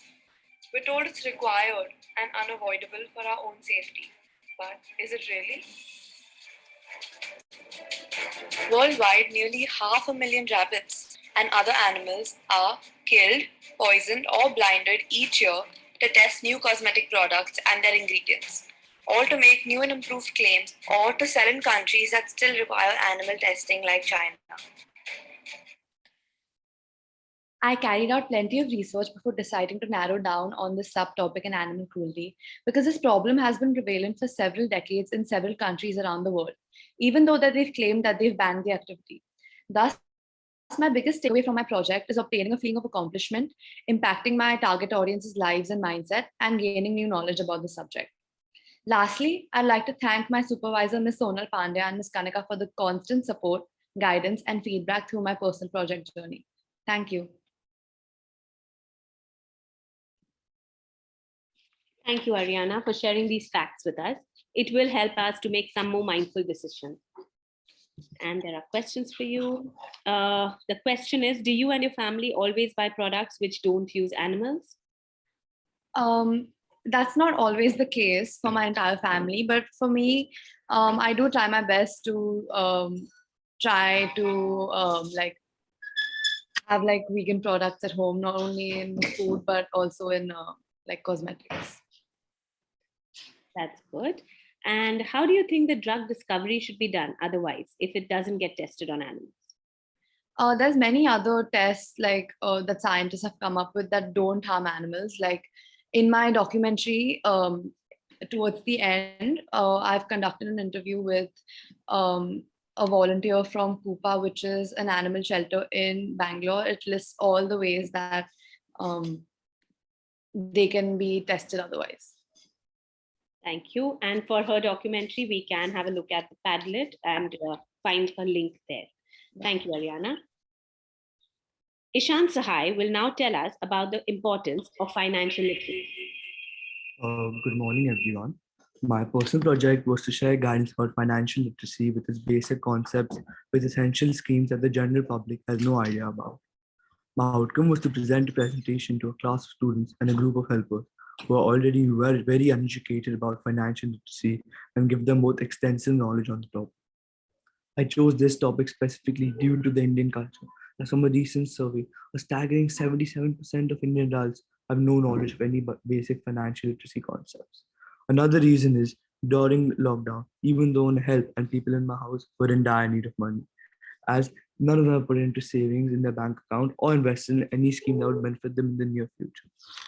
My biggest takeaway from the entire project was that you should start investing and start saving to build your financial portfolio so that you can have a safe and secure future.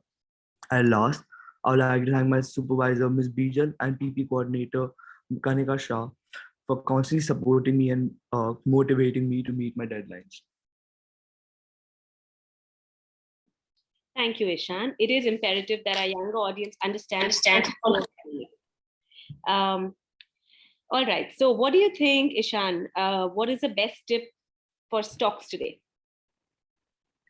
For stocks, so what I would say was like you should invest in schemes like PPF and SIP. So PPF is a investment which is like a long-term saving investment that comes with multiple benefits like partial withdrawal loans against PPF. Then it comes with tax benefits, and it also gives guaranteed returns. And you can invest in banks like SBI. And another scheme you can invest in is SIP, which is a systematic investment plan.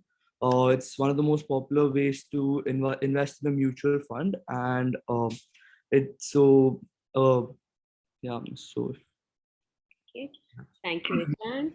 And what is your advice to the juniors who are next in turn for this? My advice to the next batch of students would be to always follow the deadlines, as if you don't follow the deadlines, your other submissions start clashing with each other, leading to all the other assignments being off track too. All right. Thank you, Ishan. Thank you. For our Padlet link, we now would request you to go ahead and whenever you get an opportunity after our event, is to go to padlet.com/JNIS/Transcend 2022 and visit our student stalls, please. Thank you.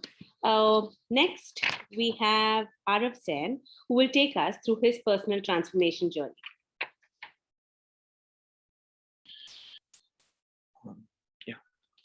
Mentality is what separates the best from the rest. Good morning, everyone. My name is Arav Sen, and welcome to my personal project exhibition. When I was told to choose a topic, my mind went in 10 different directions. But the one thing that struck my mind immediately was fitness and health, which is something extremely personal to me. Since I was a child, 4 to 5 years old, I've always been interested in sport. Fitness and health are the two things I've always been passionate about. Growing up in a family in the film industry, I developed an interest for filmmaking and scripting, which is why, for my personal project, I created a short film on my fitness journey. What does my film contain of, and why did I make it? The film focuses on my own story. The recent pandemic affected my health drastically, and due to this pandemic, I did not have the mental or physical strength to maintain a lifestyle as I used to. As months passed, I realized the importance of having one in your life and how much of a negative impact it has on your life. For my personal project, I decided to show everyone the importance of one. In order to do this, I took up the challenge to devote my life to a healthy lifestyle once again. which included a diet, a workout routine, and a daily schedule for 1 whole month. To accomplish this, I interviewed specialists, from mental health experts to dietitians to fitness trainers, all in order to create a successful routine for myself and my body. My film shows the start to end of my journey, the motivation, dedication, and hard work it takes to maintain a healthy lifestyle as such, how it has an impact on your life, and how it completely changed mine. My hopes for this film is to inspire and help out others, to give them the extra bit of motivation they lack to make a positive change in their life. Lastly, I would like to thank Ms. Kanika and my supervisor, Ms. Sonal Bhatia, for their constant guidance and support. Thank you. Thank you, Arav. We should always try to aim to be the best versions of ourselves. And your audience wants to know, why did you choose this specific topic, and how will it help you in the future? As a child, I've always been interested in football, and that is something I would like to take forward in the future. Fitness and health are the two most important aspects of any sport, and I think developing them will help me go forward. And what is your biggest takeaway from this project? My biggest takeaway, I understood the importance of a healthy lifestyle. And during that 1 month of constantly maintaining a routine, I could see the change in my life and how it affected me. Thank you very much, Arav. You can't buy happiness, but you can buy some cupcakes, and that's kind of the same thing sometimes. Sanika Joshi has engaged in a meaningful project that allowed her to cake her way through, or should I say bake her way through. Thank you. It's all about a balancing act between time, temperature, and ingredients. That's the art of baking, Peter Reinhardt once said. Good morning, everyone. I'm Sanika, and today I'm going to be sharing my journey through a personal project. From a very young age, I've enjoyed cooking and experimenting with various ingredients. However, I've always only managed to cook savory. I'm extremely fond of desserts, and hence I was sure that this is what I wanted to pursue for my personal project. This is where I found my personal connection to the topic. So what I decided to do for my personal project is to learn how to bake desserts and then host an online bake sale wherein I would take orders from people. And my aim was to raise rupees 10,000, which I was then going to donate to an orphanage in the village of Danu. In order to learn how to bake, I took an online baking course, as we can see on this slide. After the initial steps were completed, I moved on to making my menu and marketing and advertising my bake sale. My goal was to raise 10,000. However, I ended up raising an extra 2,000. Instead of just donating the money directly to the school, I thought it would be best to buy food items such as rice and sprouts that they could use to feed the kids staying there. There were kids in that school who were of my age and younger. The first time I visited them, I really felt a connection, and I was sure that I wanted to help them however I could. I wanted to show that I appreciate them by offering this gesture, and hence I made sure I donated my funds to this school instead of giving it to an NGO. So these are a few pictures of the desserts I baked and the school I donated the money to. This was an amazing experience and I enjoyed it thoroughly. I genuinely managed to take away and develop a lot of different skills through this mesmerizing journey. Also, I would like to thank my supervisor, Ms. Mamta Bakkar, and Ms. Kanika Shah for their constant support and motivation. Thank you. Thank you, Kanika. We're all hoping to relish some sweet treats from you sometime soon. There is a question for you. What techniques did you use to market and advertise your food items? So most of my, I think around 90% of my sales were online and through social media, such as Instagram, Facebook, and WhatsApp. So it was kind of word of mouth. And how do you plan to take this project forward in the future? So after my final exams are over, I intend to create a small dessert cookbook with all the recipes I used in this bake sale and a few additional set of recipes as well. Okay. Thank you, Sanika. We now have Tisha Patel, who's created a solution for small stores that are impacted by COVID. Good morning to everyone present here today. Today I'm going to share my experience of my personal life. Since March 2020, the COVID-19 pandemic has had an influence on almost every aspect of our everyday life. The pandemic has undoubtedly caused instability in the retail industry. Despite popular belief, not all news is negative. Retailers have discovered new methods to connect with their customer, most significantly throughout e-commerce. Customers are eager to spend money both online and in shops, except for small businesses. but the expectations of the shopping experience have shifted. This is exactly what my aim is for this project. I created an e-commerce website for a small grocery store which have been suffering many issues in their daily income due to this pandemic, and I want to help them out with this issue. So I created a website for them on Shopify named Ambika. Shopify is a platform that allows you to start, grow, and manage a business. My website sells a range of general commodities such as raw and processed food items and other FMCG, fast-moving consumer goods.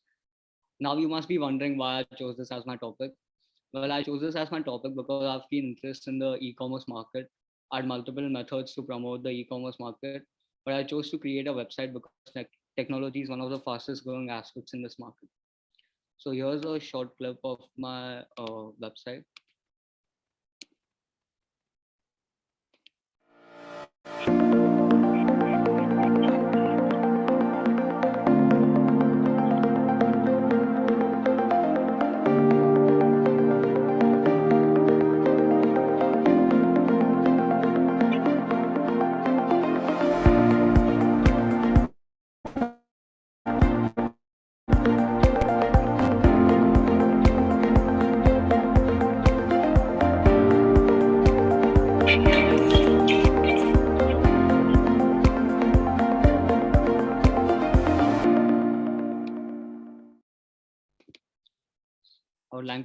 I would like to thank Miss Kanaka and Miss Leena for supporting me throughout this journey.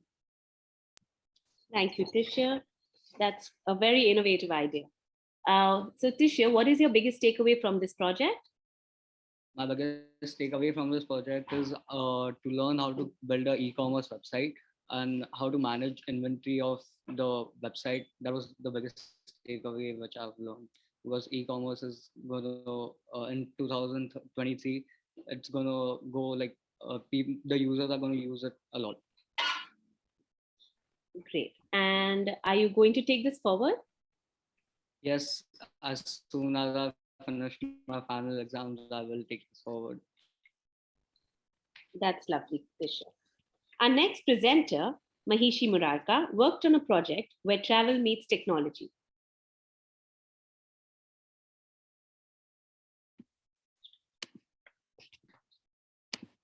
Life is a journey and not a destination. Today, I'm going to present my personal project, which talks about my traveling journey. A very good morning to all the teachers and my fellow friends present here. Before I talk about my project, let me show you a glimpse of my product. These images here are screenshots of the website I created. So by now I'm sure that you all are aware about what exactly is a personal project. So I'm going to skip the explanation part and rather talk about my personal project. Well, for my personal project, I created a travel blog website. I coded the website using HTML and CSS. And in total, I wrote 6 blogs which covers destinations across Asia. Why did I choose this as my idea? Traveling is something I enjoy the most. In fact, we all enjoy traveling, don't we? But in the past 2 years, we have been unable to travel due to the pandemic. During this pandemic, we all discovered new hobbies. Similarly, because we were restricted from traveling, I started to read up on different blogs online. While reading those blogs, I learned about others' experiences and imagined myself visiting those places. Reading those blogs made me want to write my own blogs where I could tell my stories and share my experiences. And this was the perfect opportunity for me to start my own travel blog website. My project became more fun and challenging because I coded the website. Tech is a major factor that's rapidly growing in our world today. Hence, I decided to code my website. And lastly, I'd like to thank Ms. Kanika and Ms. Neha, without whom this wouldn't have been possible. Thank you. Thank you, Mahishi. And you found a way to collect all your memories in the digital world. So someone wants to know, what ATL skills did you develop? Communication would be one of the major ATL skills that I would mention, because I communicated and came in contact with one of our seniors who is a travel blogger herself. So communication would be a major ATL skill, but obviously self-management and research came along the process. So yeah. Excellent. And are you planning to continue blogging?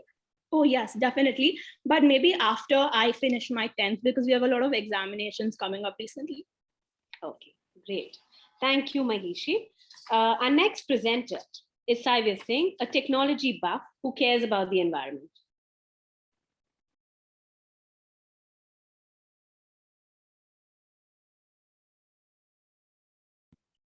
Someone pass me the laptop charger fast. My battery's at 2%. My entire laptop's gonna shut down. Oh wait, I already charged it using this. Now you might ask me, Saivir, that looks like a box. What am I looking at? Well, what you're looking at is a technological marvel, a sustainable power unit that combines two renewable sources of energy, a solar panel and a hydrogen fuel cell to generate electricity, to charge a variety of gadgets, including my laptop. But to me, my final product was not just about building a power unit that ran without human interference for 6 hours, charged a variety of gadgets, was space efficient, and greatly increased the application sector for renewable sources of energy. To me, it was about what my product represented. To me, my product was the manifestation of the idea that technology can be a blessing if used wisely. Therefore, in addition to building a power unit, I also created an informative video on YouTube that highlighted the positives of renewable sources of energy while giving my point of view on the topic. Furthermore, I also conducted a fundraiser that generated around 24K to build 3 power units costing 8K each. By doing this, I believe I effectively shifted the mentality of my community from we don't like renewable energy sources because it's costly, uses a lot of space, and is inefficient, to renewable energy, yes, of course. I'm not saying that this power unit is the future to solving the energy crisis in the world. And I'm not saying that this piece of technology is so revolutionary that is going to make a dent in the energy sector. And I'm definitely not saying that from the ashes of suffering caused by non-renewable sources of energy, never has a greater phoenix metaphor been personified in human history. But what I'm saying, or not saying, that it's not about me. It's not about you. It's not even about the product. It's about an idea, a paradigm shift, a legacy that we leave behind for our future generations. Thank you so much. I would like to thank Mr. Vijay and Mr. Kanika for their constant guidance and support. Thank you so much. Thank you, Saivir. There is a question: how do we solve the location problem for renewable sources of energy? That's a very intelligent question. So basically, the location problem of renewable energies states that a solar panel can only be used in places where there's like a lot of sunlight, and a hydrogen fuel cell can only be used in places where there's like a lot of water. So that kind of limits the application for renewable sources of energy, right? That's logical. But what if there was a way in which we could combine 2 sources of renewable energy? So, by doing that, you increase the application sector for this, because as soon as you combine it into a single product, you can use it in a variety of environments. Like if you combine a solar panel and a hydrogen fuel cell, you can use it in places where there's like a lot of sun, in places where there's a lot of water, and in places where there's little sun and little water. So that increases the application greatly. So does that mean then it works 24/7? Not 24/7. I mean, it depends on like the circuits and all, but to some extent, yes, because it kind of becomes self-sustainable. So in theory, yes. Okay. And do you plan to improve your product to make it more portable?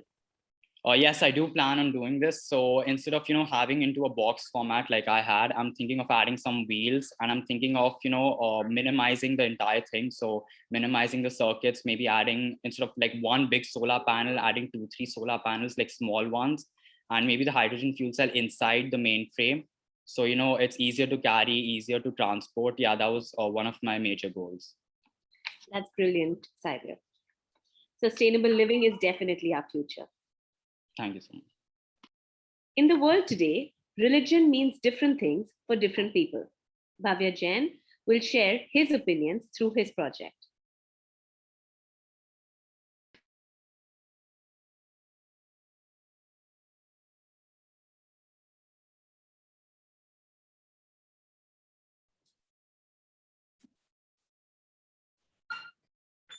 Hello, my name is Bhavya Jain, and for my personal project, I created a documentary on the 3 most bizarre Indian religious ceremonies. I chose this topic because I come from a very religious family, yet I've never really been able to understand religion truly. I've always heard about so many of these crazy religious practices, like people marrying trees or dogs, or people walking on fire. Yet I've never really been able to understand why. This is why I created a documentary to spread awareness and create an impact by helping so many others like me who are curious about these ceremonies. This is a part of my product. Religion in India has always been deeply ingrained in the life of Indians.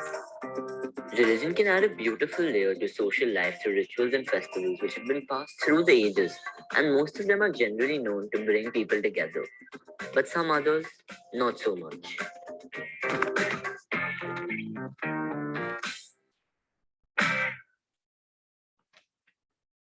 Religion in India has always I would definitely say that the biggest takeaway from this project for me has been the communication skills I've developed throughout this process.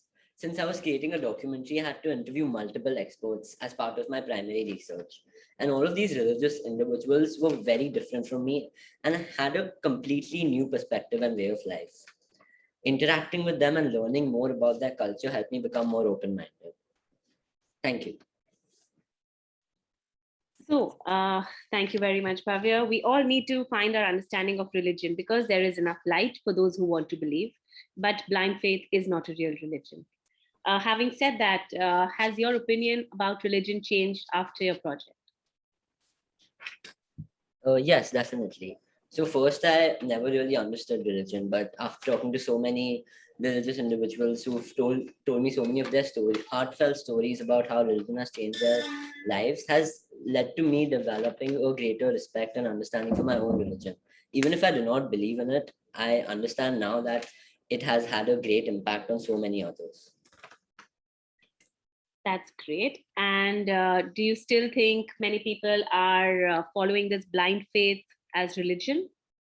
Yeah, so definitely. One of the things I found out through, one of the things I was surprised about throughout this process was how many people actually truly believe and have also done these bizarre religious ceremonies.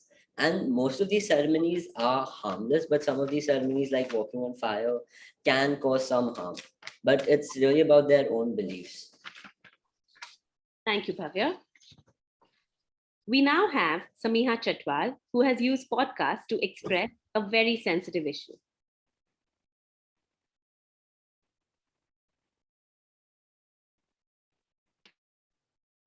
Thank you, Ms. Kanika. I would like to ask everyone to pause for a second and ask yourself what gender egalitarianism really is. And while I was doing so, I thought of one question. Why does it always only focus on men and women? Why do we live today considering the impact society has on women? Don't get me wrong. They are a part of the spectrum, but we're only considering one half of the binary. The rest of the scale was thought to sort of disappear. Good morning. I'm Samiha Chatwal, the producer, narrator, and writer and host of The States of Womankind, a podcast that illustrates the aspects of gender inequality that are overshadowed by the typical conversations that we have today. Throughout the years, working with NGOs such as Empower Her and the Mena Mela Foundation, it's an interest of mine that branched in directions other than, say, performing arts or sport. With my passion for communicating, reading, and speaking, I discovered a medium that wasn't traditional, but adapted to a contemporary society that was also growing amongst my primary target audience, which were teenagers and parents or adults. And this medium was podcasts. And this really helped me fulfill my dream of spreading a message that can be accessed by the world that was set by my 8-year-old self. This project means a lot to me, as ever since I remember, I've always been meaning to contribute to the development of society and to really see everyone working to their maximum potential. Some of my most valued occasions were those when I could gain perspectives from experts and have insightful discussions with them about a rather contended topic. I incorporated that aspect by inviting guest speakers on 4 of my episodes covering gender-based violence, teenage gender identity development, the psychology behind prejudice and homophobia, and the suffragette movement. But having to communicate with those experts was the barrier holding me back in the larger chunk of creating my product. Although I would love to thank our personal project coordinator, Ms. Kanika, my supervisor, Mr. Arindam, that guided me and pushed me along the way. And lastly, I'd like to thank the previous batch of 10th graders and their inspiring projects. If listening to my podcast creates a sense of acknowledgement and realization within my audience, I would consider that a win. To culminate my understanding of this project, I would say that it taught me when you change the way you look at things, the things you look at change. Wow, Samiha, that was an impactful and confident delivery as usual, and just like your podcast.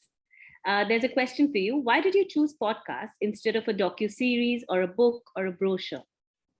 So podcasts are a medium that I never really explored before. And I always relied on gaining information through memory by looking at videos or even watching TV shows and reading books. But I wanted to explore another medium where the burden and the requirement to actually engage yourself completely in a video is just eliminated. And a podcast could be accessed everywhere. And personally, I realized that solely listening to audio provides space for a listener to sort of reflect and understand what exactly is being said. And instead of an audio-visual format where animation elements and even having me in the frame would kind of repel the connection between the content and the audience, I chose to make the project less about me and more about the people.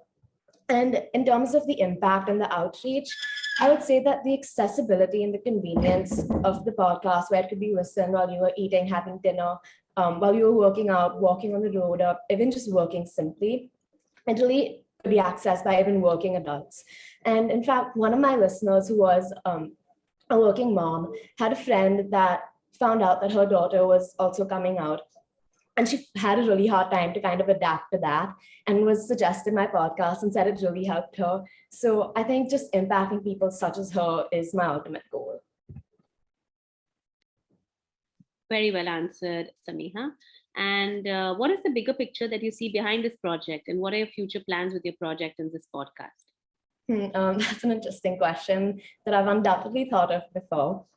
And I think the bigger picture that I illustrated for myself, especially in the future, was sort of having this team of teens working in a group where the group would then divide themselves and work on season 2 of this podcast.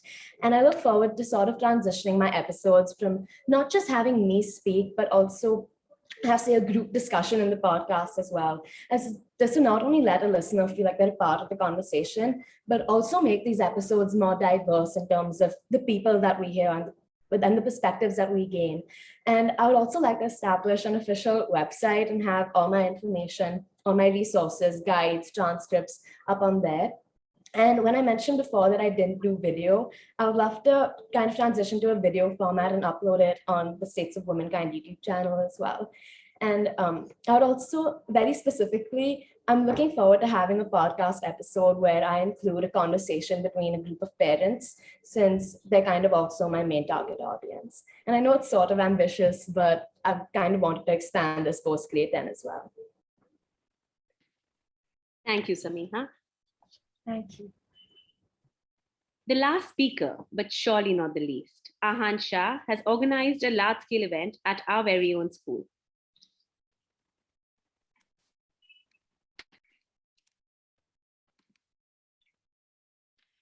Hello everyone, I'm Ahan Shah and I'm going to be talking about my personal project.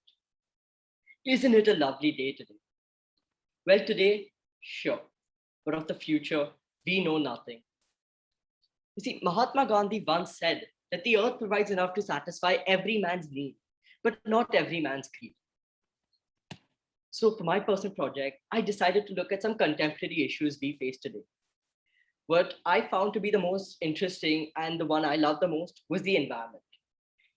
A quick glance at the news will reveal some shocking statistics. And by 2030, the world's not going to be the way we know. And by 2050, it's going to be completely different, unrecognizable even. So how could I solve this? I thought of various ways to do this in my own capacity, from product development to event management, event organization.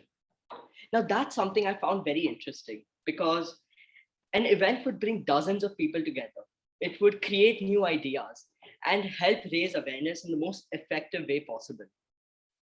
Well, what kind of event would this be? Clearly, a person just talking about environmental issues wouldn't solve anything. It wouldn't create new ideas.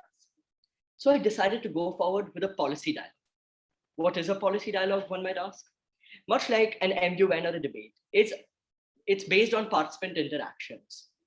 It's based on the discussions between the participants and based on creating a solution. However, unlike an MUN or a debate, it's not argumentative in nature. Rather, the main goal of a policy dialogue is to reach consensus and compromise. So for the better part of a year, I worked on this policy dialogue. We had 33 students participating from 20 schools, 13 cities, and 4 countries around the world. We had 2 themes for the event. The first being energy and transport to reach a carbon neutral future. And the second, the fishing industry being a major cause of the oceanic crisis. However, my product was threefold. Besides just conducting this event, I also created a post-event policy report that documented everything that we learned in the event and also charted out future possible steps based on what we discussed during the event. Finally, I created a website documenting everything we learned, including a pre-event briefing note and themes and the thought process that went into it. The reason I did this was, in my mind, I hope that someday people will read this website, realize the uniqueness of a policy dialogue, and maybe use this as a reference to host one of their own. Thank you. Very well orated, Ahan. There is a question for you. Organizing an event on such a large scale must have been challenging. How did you manage it at all? So I think the main part of organizing such a big event is time management. You're not able to organize any event actually without managing your time extremely well, setting deadlines for yourself and meeting those deadlines even earlier if possible. Another thing that's quite important, I believe, is having a team. Having a team of people collaborating, communicating can generate new ideas, and and what you end up with is the best possible version of an event. So yeah, those are 2 tips I think are really important while organizing an event. Okay, and how do you plan to take your learning forward, Ahan? So policy dialogues are an incredibly unique medium. Unlike say a debate, there's no right or wrong. There's no for or against. It's just a bunch of people sitting together, trying to push their own best interest forward. So definitely, I'd like to continue this, maybe in the DP, organize more events, look at more topics, look at a wider range of topics, go into more depth. And yeah, that's definitely, I'd love to explore more policy dialogues in the future and host these. Yes, can we get someone to please share the Padlet link?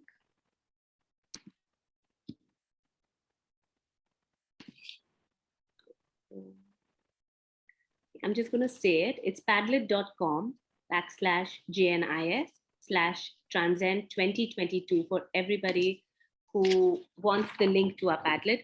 Please do visit the Padlet and explore our student work. Give them feedback. There are a lot of feedback forms. There are a lot of videos for you to watch, as we've already informed you. Thank you to all the students. And with that, we conclude our presentations. It is rightly said, the bigger the dream, the more important the team. I request Mr. Michael Gramlich to give the vote of thanks for Transcend 2022, a JNIS production. Kanika, may I say something? Yes, please. Ms. Zeenat. Please, Ms. Zeenat. It has been such a wonderful experience. But before I appreciate the children's inputs, I must say the way Mr. Gramlich and your team has worked towards guiding these children in how to take up a project, how to present, this would have not been possible. So a big thumbs up to each one of you. And I'm really impressed the way this project, the presentation, by the way the children have researched, they have spoken, it is so realistic. It's not that they're just speaking through their head. So in case they have some documents, I would really like to go through them. Wonderful work. Wonderful. You all are such good guides and facilitators. Thank you. I really enjoyed every project. Thank you. Yes, Mr. Michael. Thank you very much, Ms. Zinat, and we appreciate so much your time. We know you're a Lovely, busy lovely. person, but we know you bring a completely different viewpoint to things, and we will make sure that we send along the link to the Yes. Padlet page, and if you would like to send that to Lovely. your Yes. staff and have them Sure. take a look, I'm sure we'd appreciate all the feedback. Yes. When I look at all of these young speakers, the first thing I think about is I remember them all in grade 6 when they were so small in their humanities class. And now it seems like in no time whatsoever, they're on the edge of graduating to an IBDP class. As I was listening to the different shows, I wrote down a few kind of keywords that were coming into my head.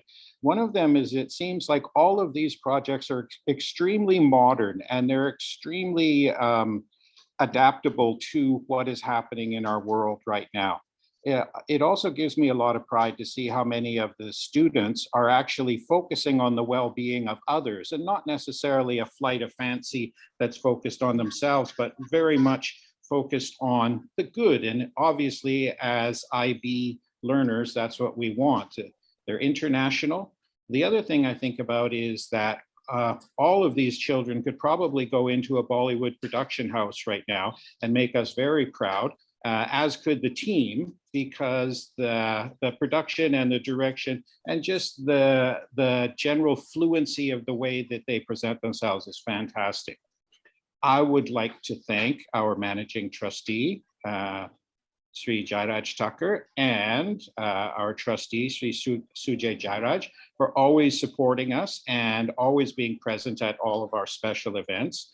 Our head of school, Ms. Jasmine Madhani, is a painstaking planner, and she makes sure that our expectations of ourselves remain extremely high all of the time. And the reason why something like this looks and presents so well is simply because of the example that she sets. Thank you, Ms. Madhani. To all of the personal project supervisors who've been out there having multiple meetings. I know the IBO asked that we have 3 meetings with our students. I believe I've probably had about 12 with my student, and I expect that the other teachers have had more than me. So thank you very much for your dedication. Some of our students helped out with the technical aspects today. Trisha Aryavir Ranbir, and specifically Sana Agarwal, thank you very much for your help. I know that there are lots of little bits that going in. The production of the videos at the beginning was first class, really nice. Thank you to our IT team and to our support staff who are always here for us. And also to Ms. Ritika Chowdhury, who is forever giving a little bit of extra time to events like this. They're not necessarily her responsibility, but that's just the person she is. She gives 100% every day. Ms. Zinat gives me some credit for what's going on. And the truth is that I deserve about 5% as much credit as the other 2 ladies who are on the screen, because they manage everything extremely independently. And so I believe that most of the credit goes to Ms. Sonal Chabria, who is leading our MYP into a higher level every single year. And she's extremely dedicated, and her personal engagement with the students is just inspiring all of the time. Finally, moving Earth and Land and Sea and Planets and Moons, Ms. Kanika is our personal project coordinator, and her work, probably she gets to take about 2 weeks off in May or June from personal planning, personal project stuff. But other than that, she works really all the way through from July until we get these papers in and graded in a couple of weeks. So it's really like a 10, 11 month investment she makes every year in the personal project. And every single one of the students has had individual guidance from her. It showed in their projects. It certainly does. The involvement of these 2 showed in the projects. Certainly did. Thank you very much. With that, I would just like to say thank you to all of our students for making us feel so proud. The way you present yourself, your fluency, your really good nature, it really gives us a lot of enthusiasm and a lot of reasons to be positive about the IBDP in the next 2 years and wherever you're going to be after that. Thank you very much, everyone. We would like our students in attendance to please rise for the school anthem followed by the national anthem. Thank you very much.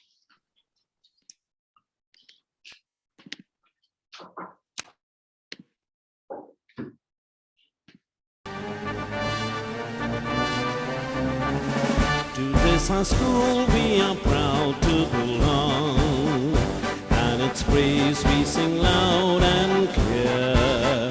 For here we learn what is right, what is true, and strive to live free from all fear. And as we grow we'll be healthy and strong, and the future we'll face with hope. We'll grow in courage and gain in knowledge, which says our motto is strength supreme.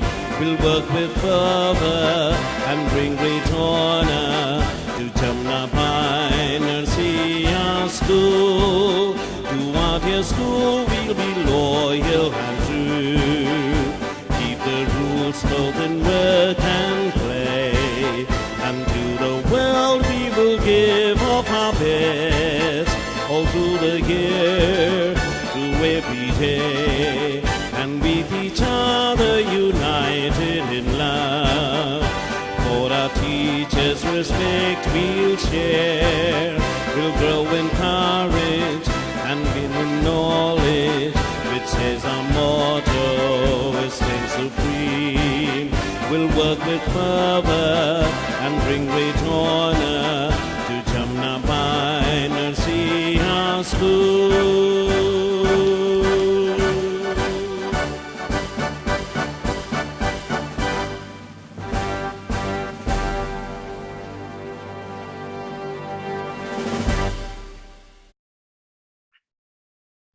जनगण मन अधिनायक जय हे भारत भाग्य विधाता। पंजाब सिंध गुजरात मराठा द्राविड उत्कल बंगा, विंध्य हिमाचल यमुना गंगा उच्चल जलधि तरंगा। तव शुभ नामे जागे, तव शुभ आशीष मांगे, गाहे तव जय गाथा। जन गण मंगलदायक जय हे भारत भाग्य विधाता। जय हे जय हे जय हे, जय जय जय जय हे।